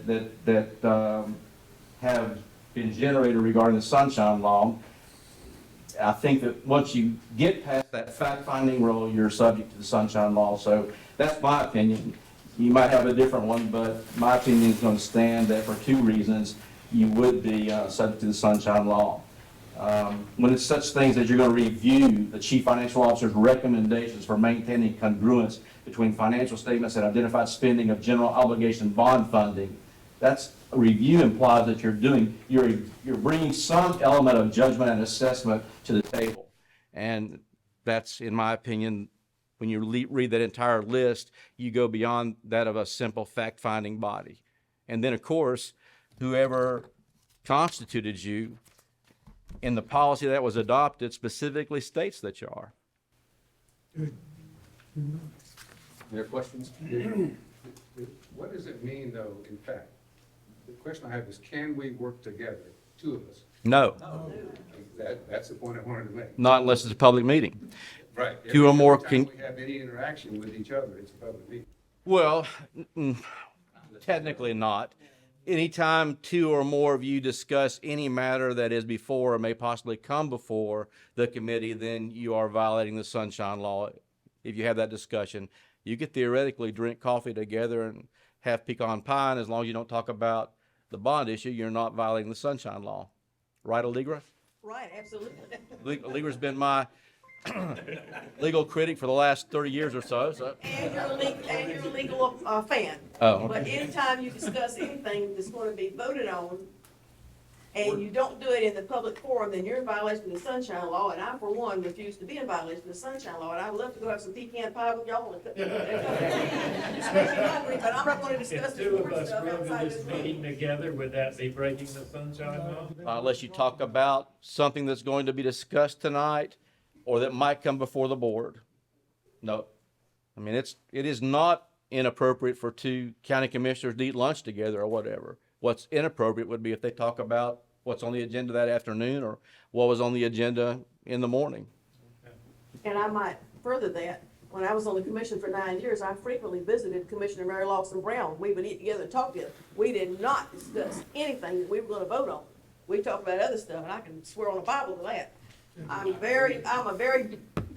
a stickler about obeying the law. Don can tell you about that. He and I have had several arguments where, he always obeys the law, and I'm, trying to figure out a way around it, but I want to obey it, No further comment. Thank you. Thank you. Next item, review of expenditures. It was on an email. I don't think we have a printed copy today. She walked out with the tax collectors. Oh boy. We don't have it. It was emailed. Jonathan, Rhonda may have that if she's, does Rhonda have it? Have you got a copy of that? You're not talking about this, Yes. we got it. It was emailed. It wasn't here. It wasn't printed on in front of I us. think it was. I We think received it in an email. Yeah, actually You sent. talking about the email? You can share that. I'll enlarge that so that you can read it. Thank you. There's a way it came out, and I enlarged it. Yeah, I saw it on the email. I thought that- Jonathan, do you know of any? He, Is there anything in here? Just leave it right there. expenditures. Yeah, it all looks, it's all contractors and, It's all contractors updated with all the dates that you guys asked for. It's pretty straightforward with the prior month, except for the, I think the dates are the only thing you asked us to change. right. I don't recall if that one has one of the largest expenditures we're about to get, so if it's not on this one, it'll be on one forthcoming and on the next one. Oh, there's some large ones. Yeah, yeah. What do you consider large? Oh, well, there's not that yet. No, there's the 877, you might be looking at that one. Yeah. No, that's But nothing old. So on the all the dates are to the left of the expenditure. I asked them to do that so we know that we're not looking at old stuff. Right. Basically, since December, right? Correct. Well, no, since June. June, I'm sorry. We started performing that back in June. Because that's where the tax collector came in at $157,000. Right. That happened in October when we first started collecting the taxes. Right. Or November. In December. Yeah, right. And I think what we're gonna do, what I've talked to her about doing in the future is actually breaking it out to where we might give you like a page per month kind of thing. Okay. Because it's gonna get to the point where it's Yeah, just, it's gonna be so long. It's gonna be long. And, yeah, so. A monthly, yeah. Okay. Mr. Chairman, Yes, along those lines, let me just, may I ask you a question? So is, maybe it's not a fair question. Is there anything out of the ordinary that you saw when you were reviewing this? No, not recently. I mean, Not recently? I say that in regards, I'm not saying there is something coming, no. I have not seen anything out of my normal. Okay, thank you. And just a quick reminder for the board, and the process when invoices come in, how many people review them before they're paid? Right now, they're coming into us, me and Rhonda look at it, then we send it off to, I don't know if it goes to you first or you first. It goes down to them to A review. lot of eyeballs on it. Yes. I disagree with that, but I'll get to that. I have something to add on that. Okay, I got a can't wait. Who's the final person to sign it?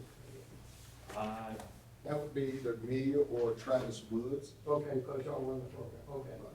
All right. But Greg, don't you review a lot of them too? I review a lot of them. I don't know if I've reviewed all of them, but Right. I review a lot of them. So We have a question, we may reach out to Greg or one of the individual contractors. Okay. All right. Any questions on expenditures specifically? All right, we have a section for committee member reports. I meant to have an old agenda item on here, so I'm gonna take my pleasure and bring this up. I had a question, or we had a question from our last meeting on the delay on Palatka A, specifically on the wetlands. Do we have an update on permitting? Permitting, we're past that obstacle. We've submitted to water management district on, I want to say, 127-ish. So we're waiting our first round of comments, which we should have any weekend. Do you know, and I'm asking whoever's in the room that can answer this. We asked that question in September at our meeting and was told that the permits were being submitted in October and that we would not have a wetlands issue. We're already 2 months behind now. And this is, the longer this goes, the school isn't going to open in time. And I need someone to answer that question. I think October was more of when we were discovering and making changes to react to the wetlands issue. But we've officially submitted this past January. This committee brought it up though, prior to that. We were told there were no issues. Specific. Specifically, they told there were no issues. We're no wetlands on the property. We're no weapons until we pointed out and get off the septic and all, and we were told there were. Now we're down to the 2 months later. Could be more. So I, just to clarify, the point on that is, you know, we're as a group going to base our actions off of information. Thank you. We would just hope that it would be clearly stated, including the review prior to coming to us. Correct. Do you have any idea how long this process will take with water management? It takes a total of 6 weeks. We're about 3 weeks in right now. We should be receiving comments shortly. And then how quickly does construction start anybody that can answer that question. No, we've got the contract documents that we have that have been submitted are out on the streets for being bid out. We've got bids coming in, I believe, next week. And we'll be doing those reviews in hopes that we have a contractor on board. So when we have that permit at hand, we're off and going. So on our last update, which I thought we'd have an update on the schools today, but I didn't see it in our packet. Expected to have the GMP approved and those to proceed by March 21st. That's already 2 months behind. Is that still, do we think that's a viable date? I believe we're actually trying to move that up to March 14th. Okay. The 21st is where we're at right now. Okay. Yeah, as of last week, we've got building plans approved as well as fire marshal plans approved. Okay. As long as we're on the updated timeline, it still gets us open in time, I guess I'm fairly satisfied with that answer. Where are we at Crescent City Elementary School? That's the first one to be built. Looks like it's second in line now. No, Crescent City has always been behind because of the purchase of the property. Land. Is it still behind? I thought that was when the presentation was given to the community, Crescent City was your first school to be built. Been the first round. First round, Yeah, okay. it's still on schedule, I assume, for notice to proceed middle of April. Greg, is that right? Drawings are, the CM has the drawings now, they're starting to get ready. I heard April. It's not going straight. That's correct. Received the representative drawings from CRA, and so it's approximately 6 weeks to put together a GMP proposal. And we are in the process of doing that right now. And for the record, we have no permitting it. Not that of which I. No wetlands. No. No permitting issue there. My school's supposed to start on the 9th of April, but that doesn't affect us. Right, correct. Any other questions on that at the moment? I assume there are no cost impacts or any design impacts that are gonna come out of the permit. Getting the permit. They're not gonna say change it, the state water man's not gonna say change this. They could, I'm assuming that's what the permitting's for, but. Well, yeah, Don't know yet.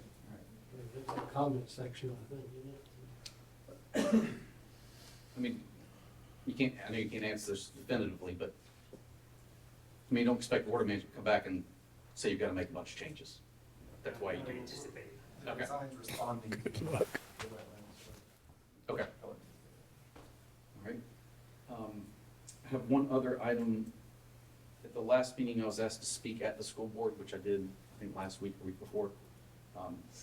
I took the liberty and asked the school board to consider possibly having a separate advisory committee for the schools, mainly because we are seeing everything after it happens, which I think maybe having some people ahead of the process might be in order.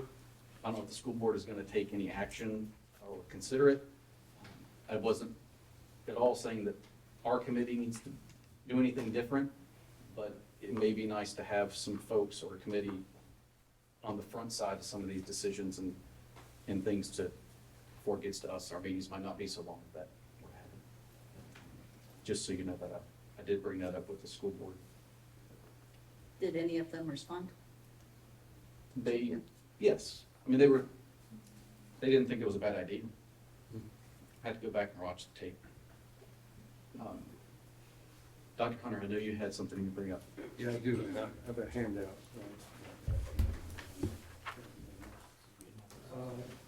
I decided to go in and look at the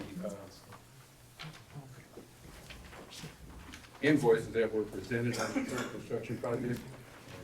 Road, some questions of road, which we haven't worked out completely, but I'll just summarize what I found. Last time, I got a summary of the contract. And these are my own conclusions in the last few years. My own conclusion is the current contracting mechanism we have has no risk and no allowance no incentive for reducing costs. In fact, the cost incentive is the opposite. The more it costs, the more profit is made. So the contract itself has neither of the things we hope for, getting incentive to make it cheaper or to limit the cost, because the contingency is so large, and the example that we had, it just didn't matter. So my conclusion, no risk and no incentive for the current contract that we have. Second is, if you look at the GMP that was submitted, the GMP submitted was for a 4-month project. The project was a little more than 3 weeks. And the overlying costs were estimated to be over 4 months. And I'll get into that in a little more detail. That's on the sheet of paper. The point is, the GMP was wildly off, in my opinion. It should have been caught before it made to the school board, and it should have been evaluated more carefully, and perhaps not done in the way it was done. So I concluded, though, that may not be all bad, because the contract says this construction manager is reimbursed for all costs, 100% costs. All costs, not all estimates, but all actual costs. And so my hope was that when the invoices came in, they would reflect the fact that the costs were not as high as the GMP stated. That turned out not to be true. The month of December, we're still wrestling over, still getting to the bottom of the December cost. So the project was over in the 1st of December. Site was clear. I was there when the construction guy pulled off all of his equipment, talked to them. It was done. It's a green field. Nothing was done. So in the latest invoice, though, that's not totally correct, and we're still getting the bottom of it. I won't draw any conclusions about it, but my assumption was the invoices overstate what could have been done at that site. Now, I think this is all about some confusion that may exist on the part of the school board and on the part of the contractor. If you read the invoices, they imply that the contractor deserves all of the GMP. He talked about remaining value and stuff like that. So anybody who looked at, wasn't familiar with the process, might conclude they are entitled to all those significant estimates. I think the two parties haven't reached agreement on that, and I have a clear understanding of that. I like to see that is done, which is to say, this is a cost contract. You're reimbursed for cost, not for your estimates of cost. So the invoices were very revealing. What you have there is a summary of the invoice for the month of November and the month of December. In December, there was at most 1 week's worth of work. There's a lot more billed than that, not by the demolition contractor. He was done and gone. It's $256,000 to get buildings all cleared, all done. And he got paid exactly that. And to the credit of somebody, we had some pretty good bids on that for that contract, and the guy did a good job. But he was in and out of there. So the costs ought to start narrowing down. Good news is there's, to this point, not an invoice for January. So looking at this that you gave us, I know the GMP was 598,000. Correct. What has this, because I can't follow all the numbers, what has the school district paid?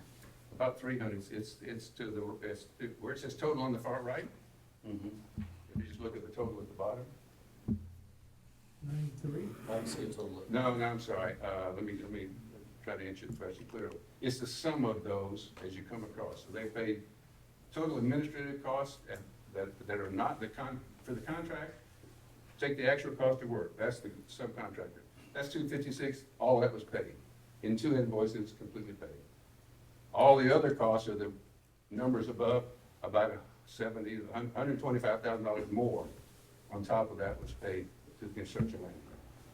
So my question is, I still don't have an answer. The GMP was 598. How much has the school board paid? 370, 380. So I don't understand, and I'm not being critical, I don't understand your point. If the school board's paid 380, the project's done, we don't know if there's any January invoices. It came in at $218,000 less than what the bid was for. Now, see, that's the misinterpretation of the contracts. When you have a wildly inflated GMP, you can't assume you're going to spend it. That's not a savings. That's a cost that should never have been there in the first place. So I would love someone that's, I can help with that. that. I'd love that. You're absolutely right. The contract is, we understand it from, the school board. It's like, so part of the beauty of CM is, you guys are gonna see what we're gonna make as far as profit. It's gonna be right there. There's our people. So all the other costs are what you're going to incur during the project. So for example, if I have the site work guy on site and he does a certain amount of work that month, I'm gonna take his pay request and I'm gonna pass that along in my pay request. So I'll take all of my subcontractors' work, their schedule values, and put it into mine and show you, hey, this is the work that we performed as far as site work, drywall, all that kind of stuff. It's very clear. On top of that, there are general conditions costs, salaries for folks on site, those kinds of things that are all agreed to on general conditions up front, and you're only paying for those costs. Things like contingency are spent, you get agreement, you discuss with the owner about how to use those funds. At the end of the project, those costs that we have not incurred, the extra additional dollars are returned to the school board. It's not kept, it's not, that's how that works in general. So I don't know which contractor or what this is on here. This is a very, to answer Jared's question. The month of December contained, I can't find any work that the construction manager did during the month of December. Yeah, there were charges in it for 5 weeks worth of work. So the question is, why was that? It could be a lot of things. You just have to get to the bottom of it. The work was done at the end of November. It was later than that. No, December the 8th is when I visited the site. I live across the street from it. I guarantee it was later than I that. passed out pictures last time of December 8th. There's not a thing on the site. So back to my question. The GMP, as I understand it to the contractors in the room, is to protect us. If that project came back at $800,000, we're paying $600,000, because that's what we agreed to. Anything that comes back and we pay lower, then that's all we pay. You get money right back. Yeah. Yes, sir. That's all fine, except it's a GMP is reasonable. Yes, But the GMP is always going to have contingency and they're large. You're taking in this case, a fixed contract for work. No doubt about it. You're doing that work. You oversee it with oversight, and you're paid for that. But when there's no need for oversight, why are you charging? That's a question that we can ask the school board. We'll find out. Yeah, because we don't review, that's part of the recommendation of advisory committee. We don't see any of these contracts ahead of time. You got the CM right here, so. Yeah, so a couple things. You had said earlier that you didn't know who to attribute the fact that you got really good numbers for the bid. Well, that's us. I agree with that. Yeah, I mean, that's us doing our work behind the scenes to get really good coverage, to get every subcontractor that's qualified to bid so we can get the lowest possible number. Right. That is us saving money for the contract. Getting good because subs is good. yeah, so if we only had 2 subs bid on it, the lowest number was 300,000, then you would have never known somebody out there was at 256. But we went out and got as many bids as we could get. So that's part of the work we're doing. That takes manpower, that takes hours. That's all pre-con. You are correct, there's some, that's part That's of pre, it. you got paid for that. That's Yes, part of that's pre-con. part of pre-con. The other part of it is, we assigned a team under the assumption that we were going to start demo. We started demo in line with when we thought we were gonna have permits to be able to start. And we told you a lot of these expenses were really what would be in the regular GMP, but we wanted to go ahead and get demos done, get trailers set up, get everything set up so we could move straight into construction. And that didn't happen. So that's part of the reason you're not getting any bills for January. Why are the bills for December? Because we still have personnel that are assigned to the project. Yeah, but there was no work for them to do. They're That wasn't pre-con. No, they're still doing, they're doing work, and I can't just, Well, on the demolition now, not on the project itself. it's still, it's part of the project. Wait, the work package you submitted was for demolition. And any cost related to demolition, you should charge for. But when the demolition is finished, you still charge 5 weeks of people. It doesn't matter what's in the GMP or not. It's allowable under GMP, but 100% of all costs are recovered under GMP. Is it safe to No, say? they're still out there, we're still out there doing different discovery that has to do with demolition and the future of. Every day during the month of December? Yes, there's a lot of, What are the they? utilities, the, lift stations, meeting with the county Is officials. that all part of demolition? Yes. That's what we. It's part of the it's part of project. the project. This is a work package. Okay, I- Which is for demolition. Okay. You do a GMP by work package, I assume, and you did a work package. You can't charge that work package for other work related to the sewer. Part of reconstruction. That's No, no, that's different. Pre-con's different, they're paid, they're paid for The pre-con. misunderstanding here is that this first GMP was just demolition. It wasn't just demolition. It was demolition plus prep to get set up for the next. You didn't pay that, you didn't do that. And it is correct. All that didn't get set up. Well, one, because I'm still, there's no reason to have it sitting out there. We're not billing you for that. Well, we're not billing What you did you, for it. what work was actually done in the month of December? He said, meeting with county officials, meeting with water, All of meeting which with should be people. pre-con. No. No, pre-con is us putting the GMP together, us reviewing the plans, us Okay, doing all well, that stuff, which we're doing behind the scenes. My conclusion though was, this was not evaluated very well. No, part of what, one, every time we pulled subs out there and things, this thing was gonna, you're looking at a structure, until we started truly demoing and knocking things down, we didn't know how successful that thing would go. We had it built as a 4-month schedule, based on most everybody giving us the idea that they thought it could be done in 3.5. We gave ourselves an extra 2 weeks of cushion, and also in hopes that, one, I would have the permit, and I would already be putting site work out there, and we would just be bridging completely That in. would have been a different work package. This work package was for demolition. Well, The question is, what did the people do in the month? We'll spend more time in this development, but No problem. my point was the review of both the GMP and the invoices is not very robust.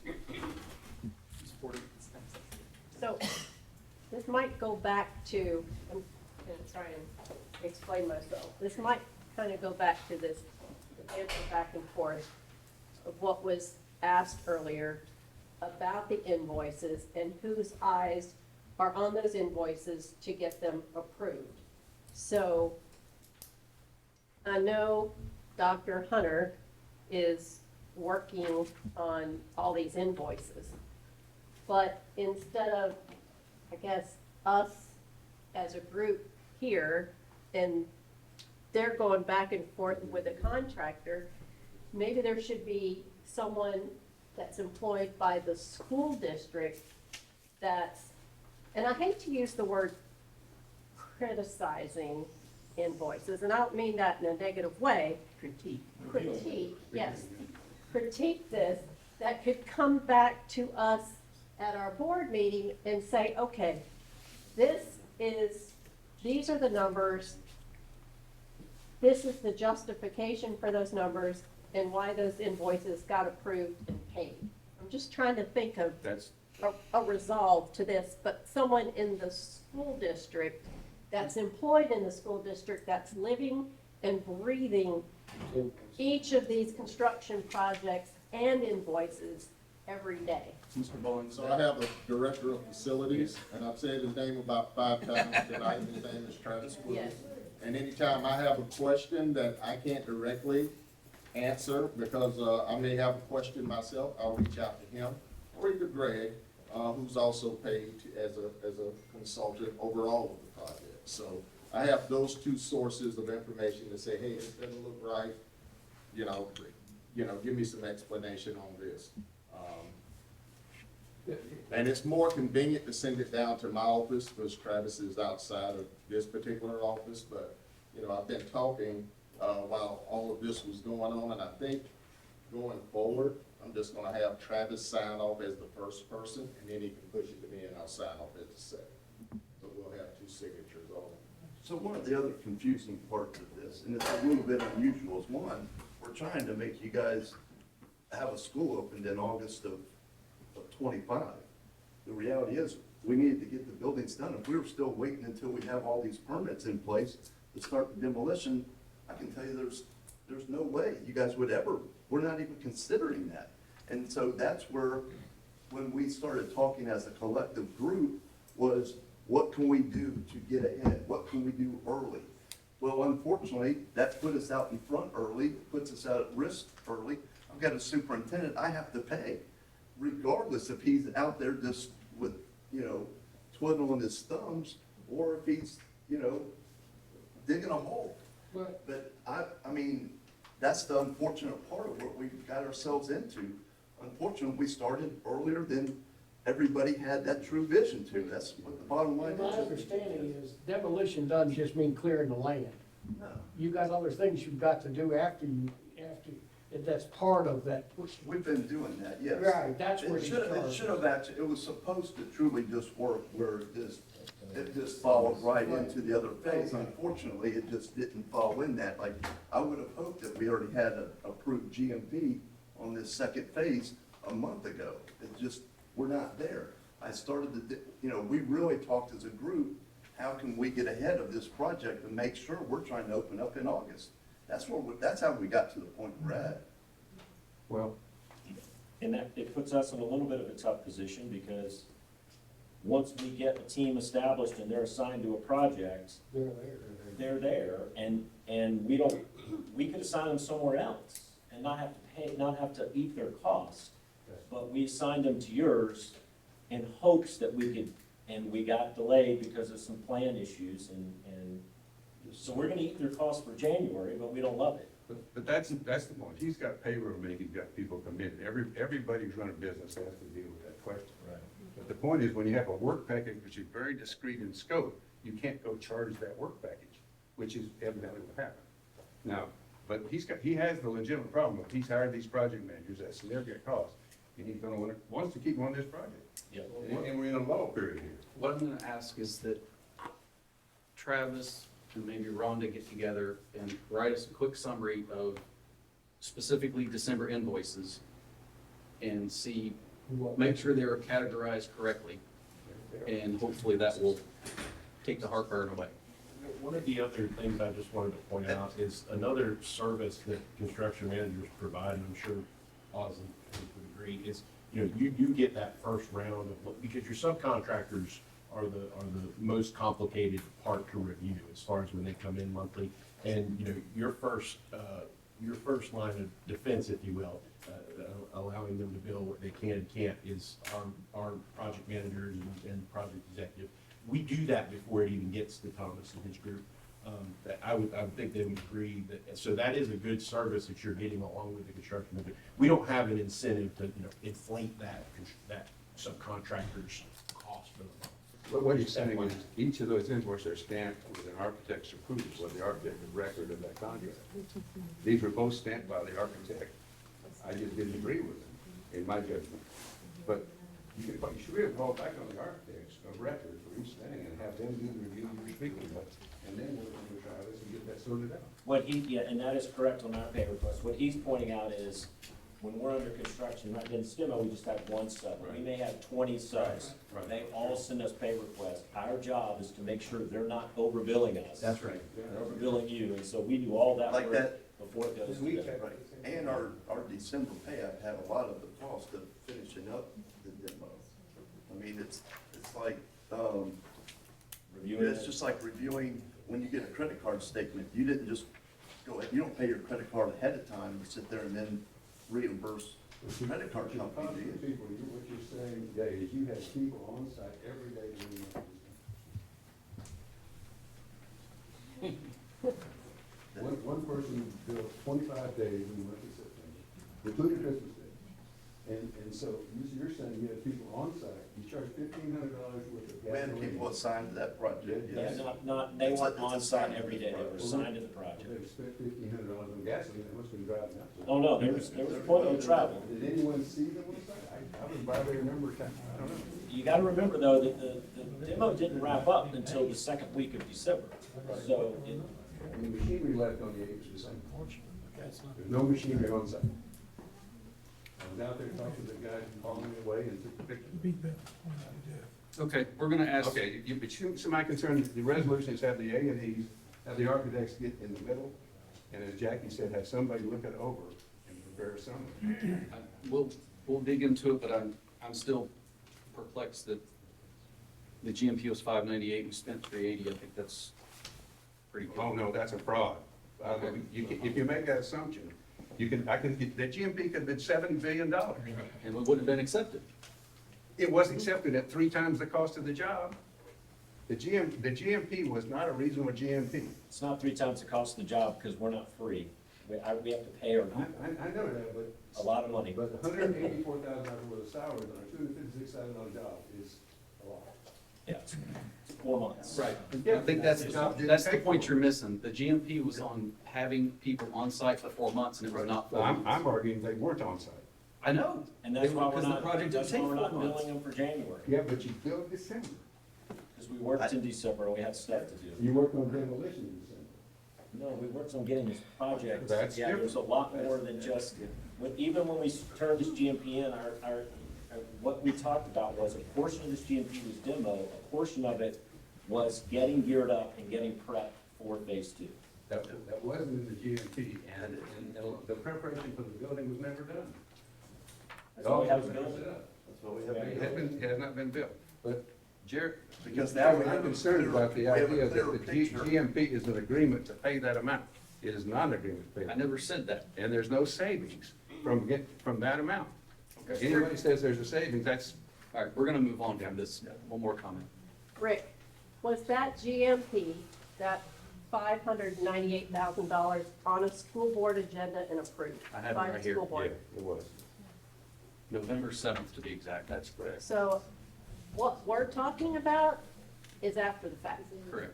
So moving forward, if, That's what we. So, Ms. Porter, just so you know, we met multiple times with school board members before it was approved because they had questions and we went over those questions. We talked about why it's more than just a demo package and what we were doing. We had those conversations and they just weren't one time, they were multiple times because they wanted to get their arms around understanding what was happening. so we as a board, we just have to, we fall back under, school board approves it, superintendent puts it on the agenda, school board members approve it, the finance department is doing their thing with invoicing and everything, and then we as a board, if we can just get, like Jared also suggested, some type of a breakdown of those invoices would be great. Our job here is to verify that the bond dollars were spent on the school. Correct. Period. Why are we sitting, I mean, if it's the school district's job and who their construction person is to figure out this thing is right side, downside, any other side. Our job is to make sure we spent the dollars at the school. That's why we're sitting here. Was $378,000 spent at Placa A? Correct. Correct. Was it? Okay, good. Let's go home. You're the man. But now all of us don't believe that. I get it. I understand that. And that's why there's auditors and all that. But our job is the bond oversight, is to sit here and go, did this money get spent at Placa A? Did it get spent at Crescent Center?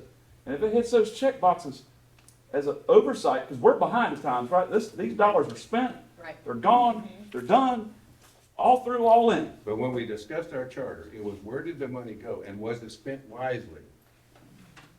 We had that discussion. I don't know that we can do that and only from the rears. We can't do anything about it, but we can observe it. Yeah, because we're working from behind. Yeah.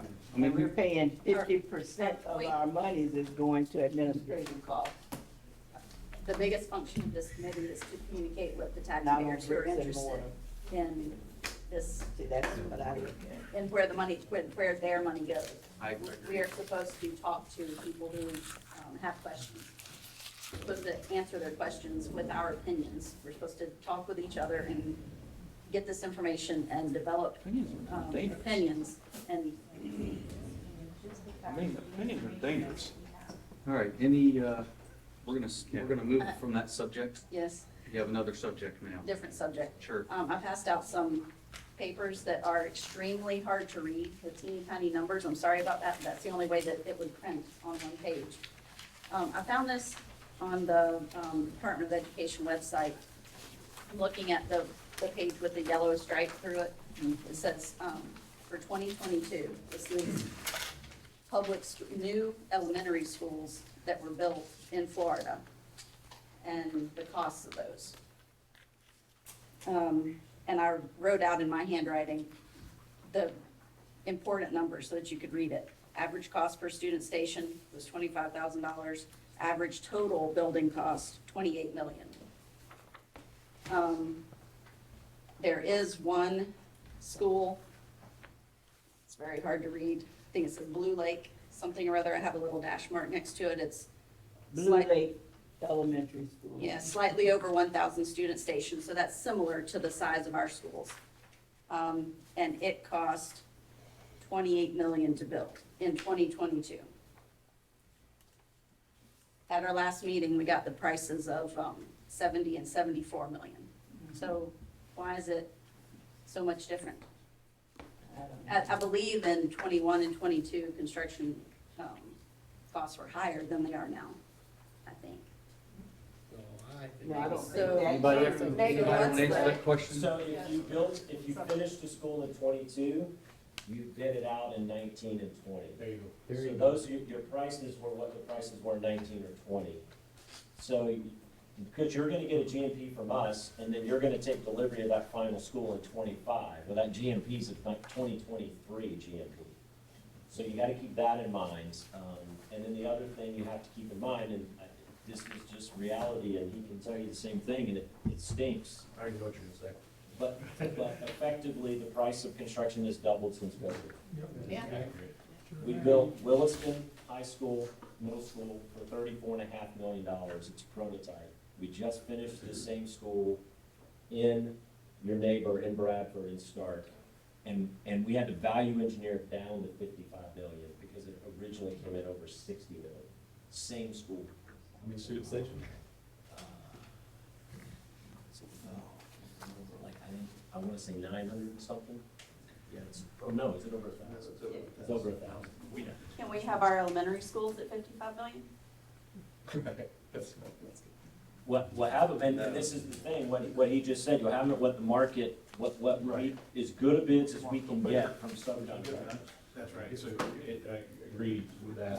And so it's what we can buy it for, and so the subcontractor costs. It's that were- $8. In Correct. today's dollars. And they bought those at 99, I mean, at 19 and $20 Have you, before COVID. have any of y'all submitted a GMP in the last few months that would give us any indication how close those numbers are? We have historical data, but, I mean, of all those types of things. We have ones being submitted right now in Okeechobee. It's a big high school project, and we're at $400 a square foot. What's that, the student station? It's 1,700 student stations. It's a big one. It's over 100. 400 is a lot of money for a school. I mean, when we got into the school building business 20 years ago, if you paid 120 a square foot, that was a high dollar. It's just changed a lot. Jailer, didn't you say in one meeting that there was just a building in town that was 400 square feet and it was nothing but I mean, I don't want Michelle? to throw any names around. Oh, no, you didn't throw any names out there. Yeah, no, I've heard one that was, the office building was 622. We just built, I mean, we're currently working on a, small landfill. I mean, it's public record. I think it's, 2,000 square foot for a landfill office building, 360 or 380,000. So whatever the number is on that, $160 a square foot for just a plain block structure, metal roof office building, I mean, which has no school security in it. We're ready to upgrade the technology that, I mean, it's got internet, but. School, huh? And does what you're referring to, your numbers include administrative costs?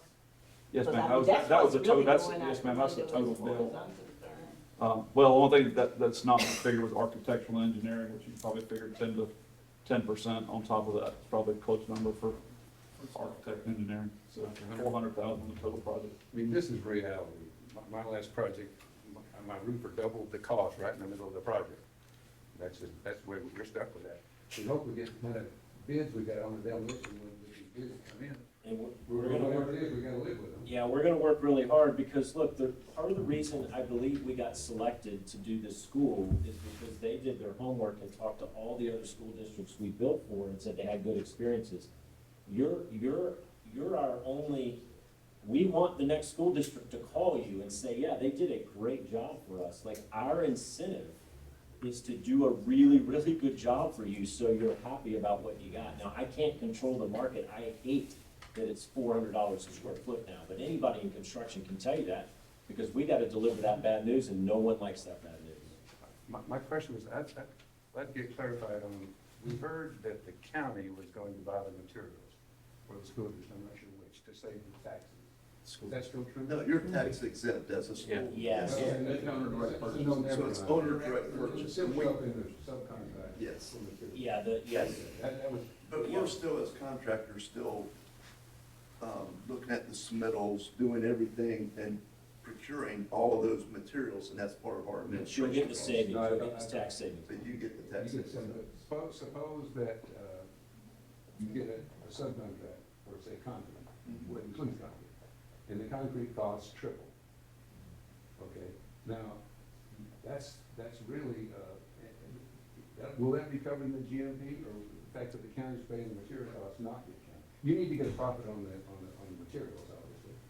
And so, what will happen in the case that the materials go up radically in value within it? Well, that's already locked in, it's already Yeah, under that's contract. what we work our quick to try to get it locked in. Should be the case, yeah.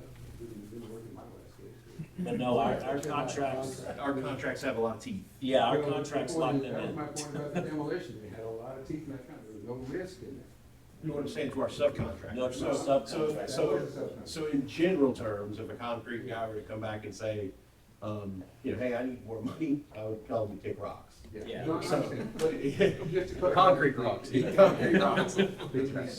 Your GMP costs include the material costs. Correct. Within each subcontract. Yes. That's right, you draw a profit. Yeah. Yeah, that's good.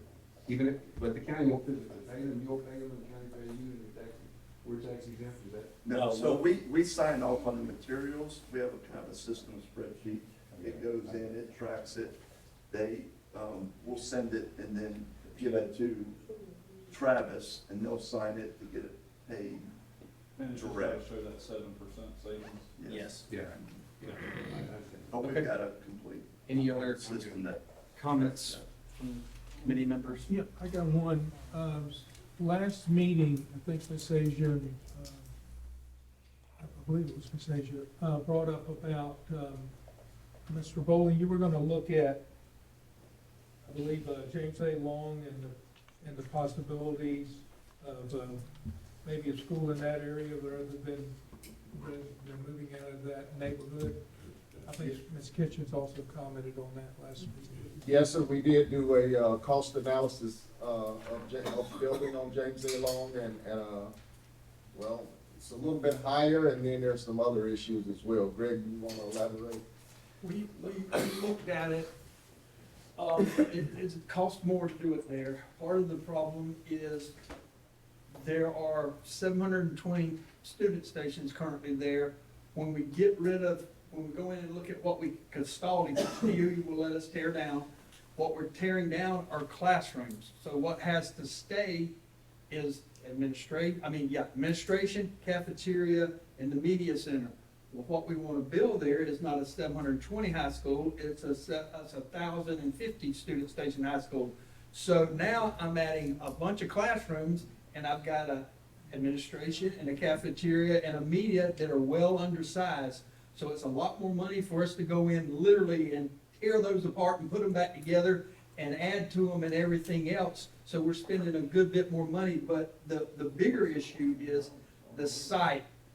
If we look at putting the amount of parking, the amount of drop-off and pickup area at that school site that we have at the other two new school sites, there isn't enough space for that. If we look at trying to do a bus loop comparable in size with the number of buses, we have issues there. So the site becomes an issue also. But yes, sir, we did look at it diligently. What about Mosley? We had the same question about Mosley. Yeah, that's related. Why do you assume that the James A. Long area is going to all of a sudden have 300 plus 300 more students if Mosley stays open? What we're Or are you doing, combining Mosley with that, on that statement? what I At was, Long, though, before you go there, but at Long, I thought it was gonna remain in elementary school. Now I'm hearing the high school. I was slip up on mine. If I said high school, no, ma'am. Because I know they cost a whole lot. If I said high school, I was Making sure there. you were listening. Okay, and I'm still awake. So why are you assuming 300 more students right now? What I'm trying to do is build a prototype school. We were setting up to do a set number of them in the central area, which is Palatka, and we figured out what we needed to do to set up for a set number school, and 1,050 student stations was the model there. If we back up and say, okay, we're gonna keep 720 there, or we're gonna do 800 at Mosley, or what, that's a little different marching order than what I'm working with right now. That's what I thought, was if you kept James A. Long, assuming there's going to be more than 720 students, given the birth and death rate in the city of Palatka by the U.S. Census, which is basically, it evens out, we haven't grown it's even, then you can't assume there's going to be 1,000 students there.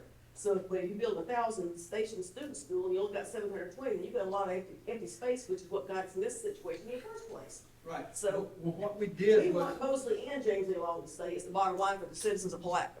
Right, and that's That's the the bottom line of the that. major issue, Yeah, is that's that the we issue. are just pulling everything out of the black community. Okay, that's the bottom line. And the people are going crazy over that, because why? I mean, they're paying taxes as well. In the same way in the white community, and as you said at the last Right. meeting very aptly, communities built around the schools. When you take the community out, the school out of the community dies. Right. That goes from the Mosley Elementary area, that goes from the James A. Long area, which is not your issue, but that's our issue Right. as citizens, As and just- yeah, partially as as this a board, community. because it does involve money. So I hate to make assumptions, so I guess we'll assume that the administration, the cafeteria, and all that stuff is currently adequately sized at the current Kelly Smith campus. We're not gonna have to do any administrative changes to that, because the way I look at it is we've spent $250,000, we can start off with a blank slate, right? Is it worth? what we were looking at Kelly Smith was when I start custodian buildings, tearing them down, I can tear down those buildings. I can tear down admin, cafeteria, and media center, so when I build them back, I right size them when I build them back. Right, so we're not gonna have to change any Nope, administration or anything at Kelly No, Smith? that's We've what I'm got to build saying. classrooms and move Nope. on. Yep. Even though you're bringing in 720 students from Long, plus probably about the same amount from Mosley, bringing in about 1,400 students, you don't have to enlarge Kelly? What I'm tearing down are the admin, media, and cafeteria. So when I build them back, I'll build them back right size. Whereas at James A. Long, I can't tear them down, so I've got a building that's So James A. Long, two-thirds right size. 1,000 number. That's when we right-sized everything, decided which schools were being torn down. We looked at all the numbers across the district, and the right size was 1,000 students, and 1,050 student stations for Central. There again, this is a school board decision Yep. that we're starting to make. You're exactly well, right. the school board didn't decide that. We heard at the last meeting, the school board doesn't decide that. The school administration decide that. They told the school board that. The school board could have a workshop on it. That's what they said at the last meeting, so the school board didn't make this decision.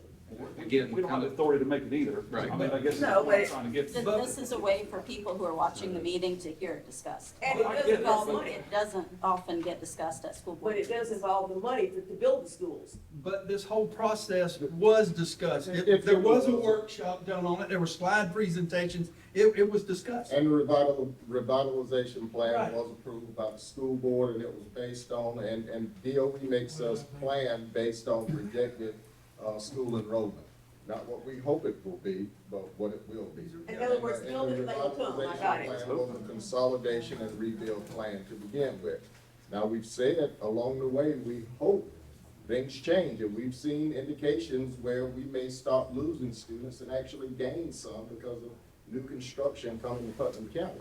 And if that's the case, we'll need to keep, schools open.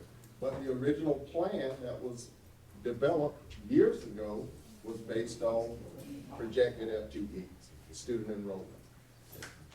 The chairman has allowed us to bring these topics up as concerned citizens, not necessarily a function of the committee. Correct. But it does involve money that It's was very, very spent. reasonable. I think that was a good call.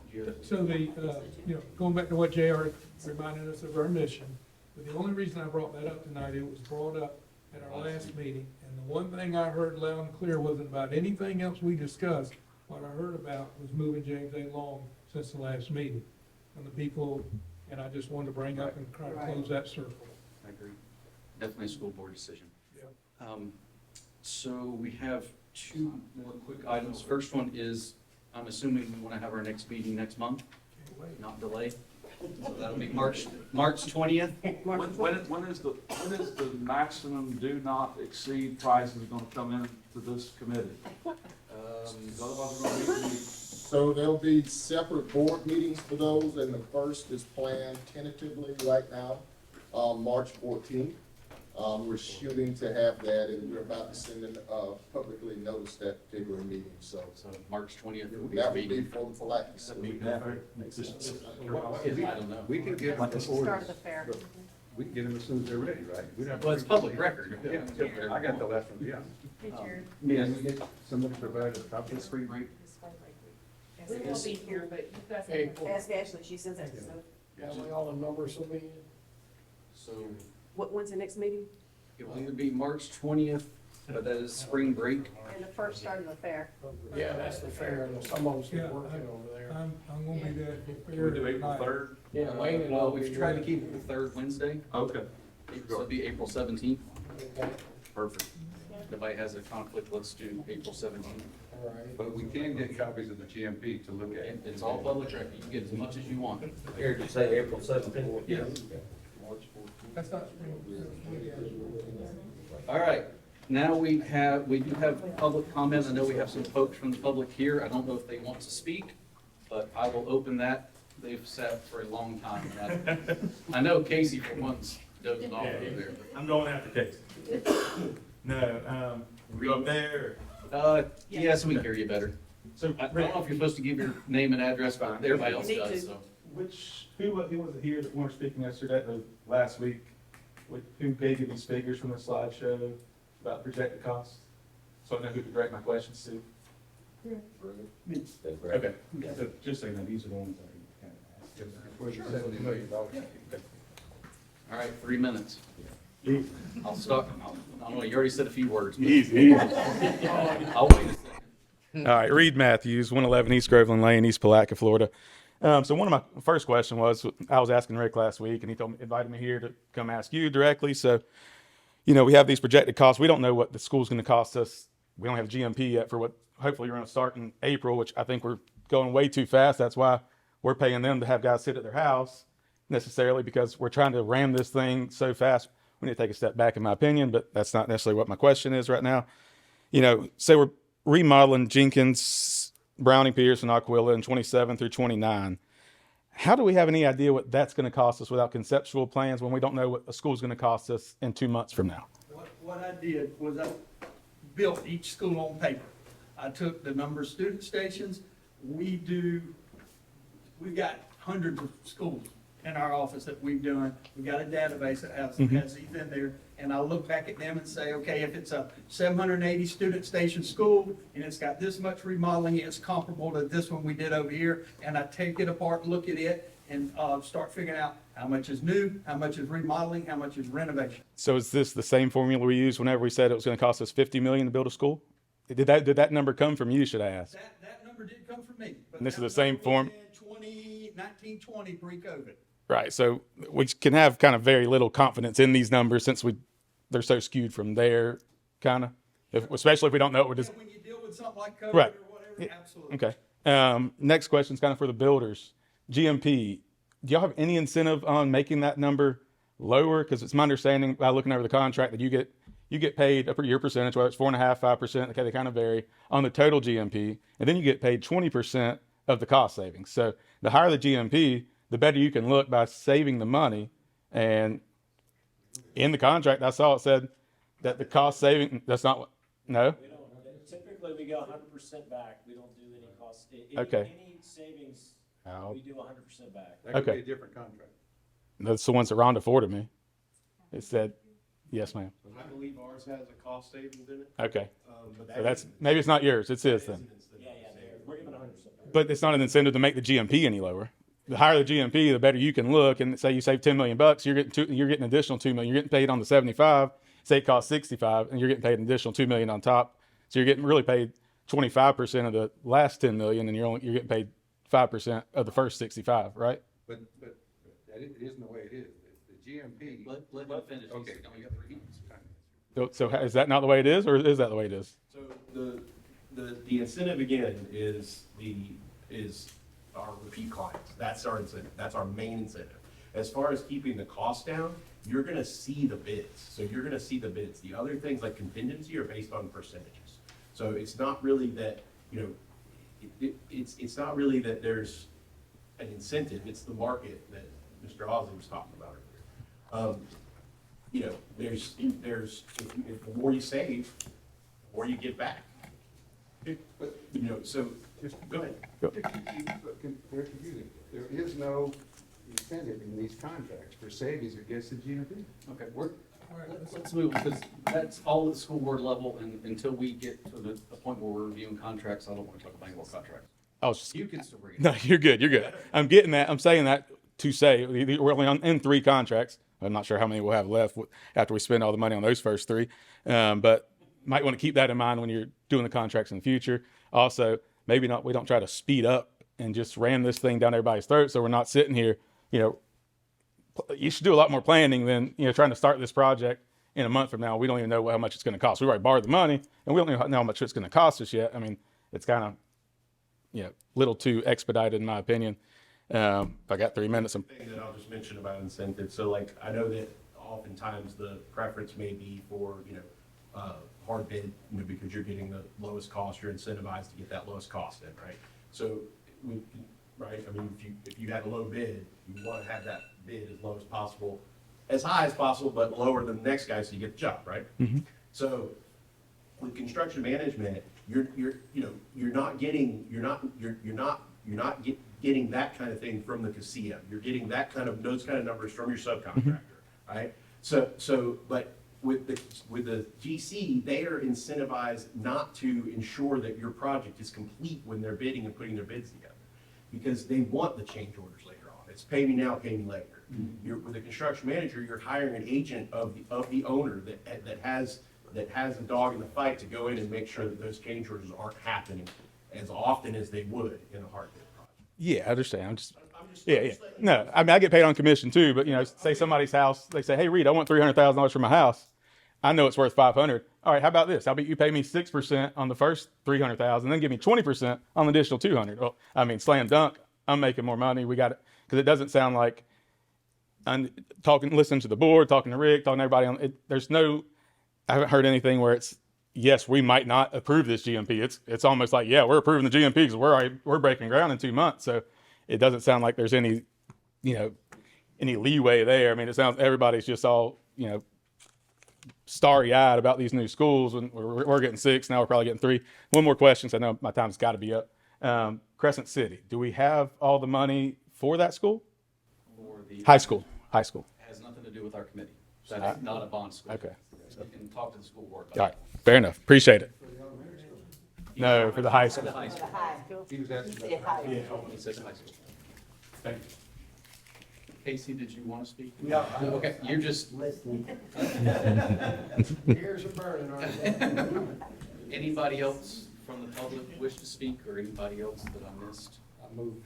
Yeah, I do want to thank Ms. Pickens, Mr. Buckles that was here, Mr. Holmes for being here, Superintendent's here, Ashley's here, everybody's here. Everybody's here. Where's Sarah? She's not I think Ashley was working, she does. Alice is here, the Odoms are here, so thank you all for being here. I know this is another long one, but maybe April won't be so bad. April 17th. Yep. All right, motion to adjourn.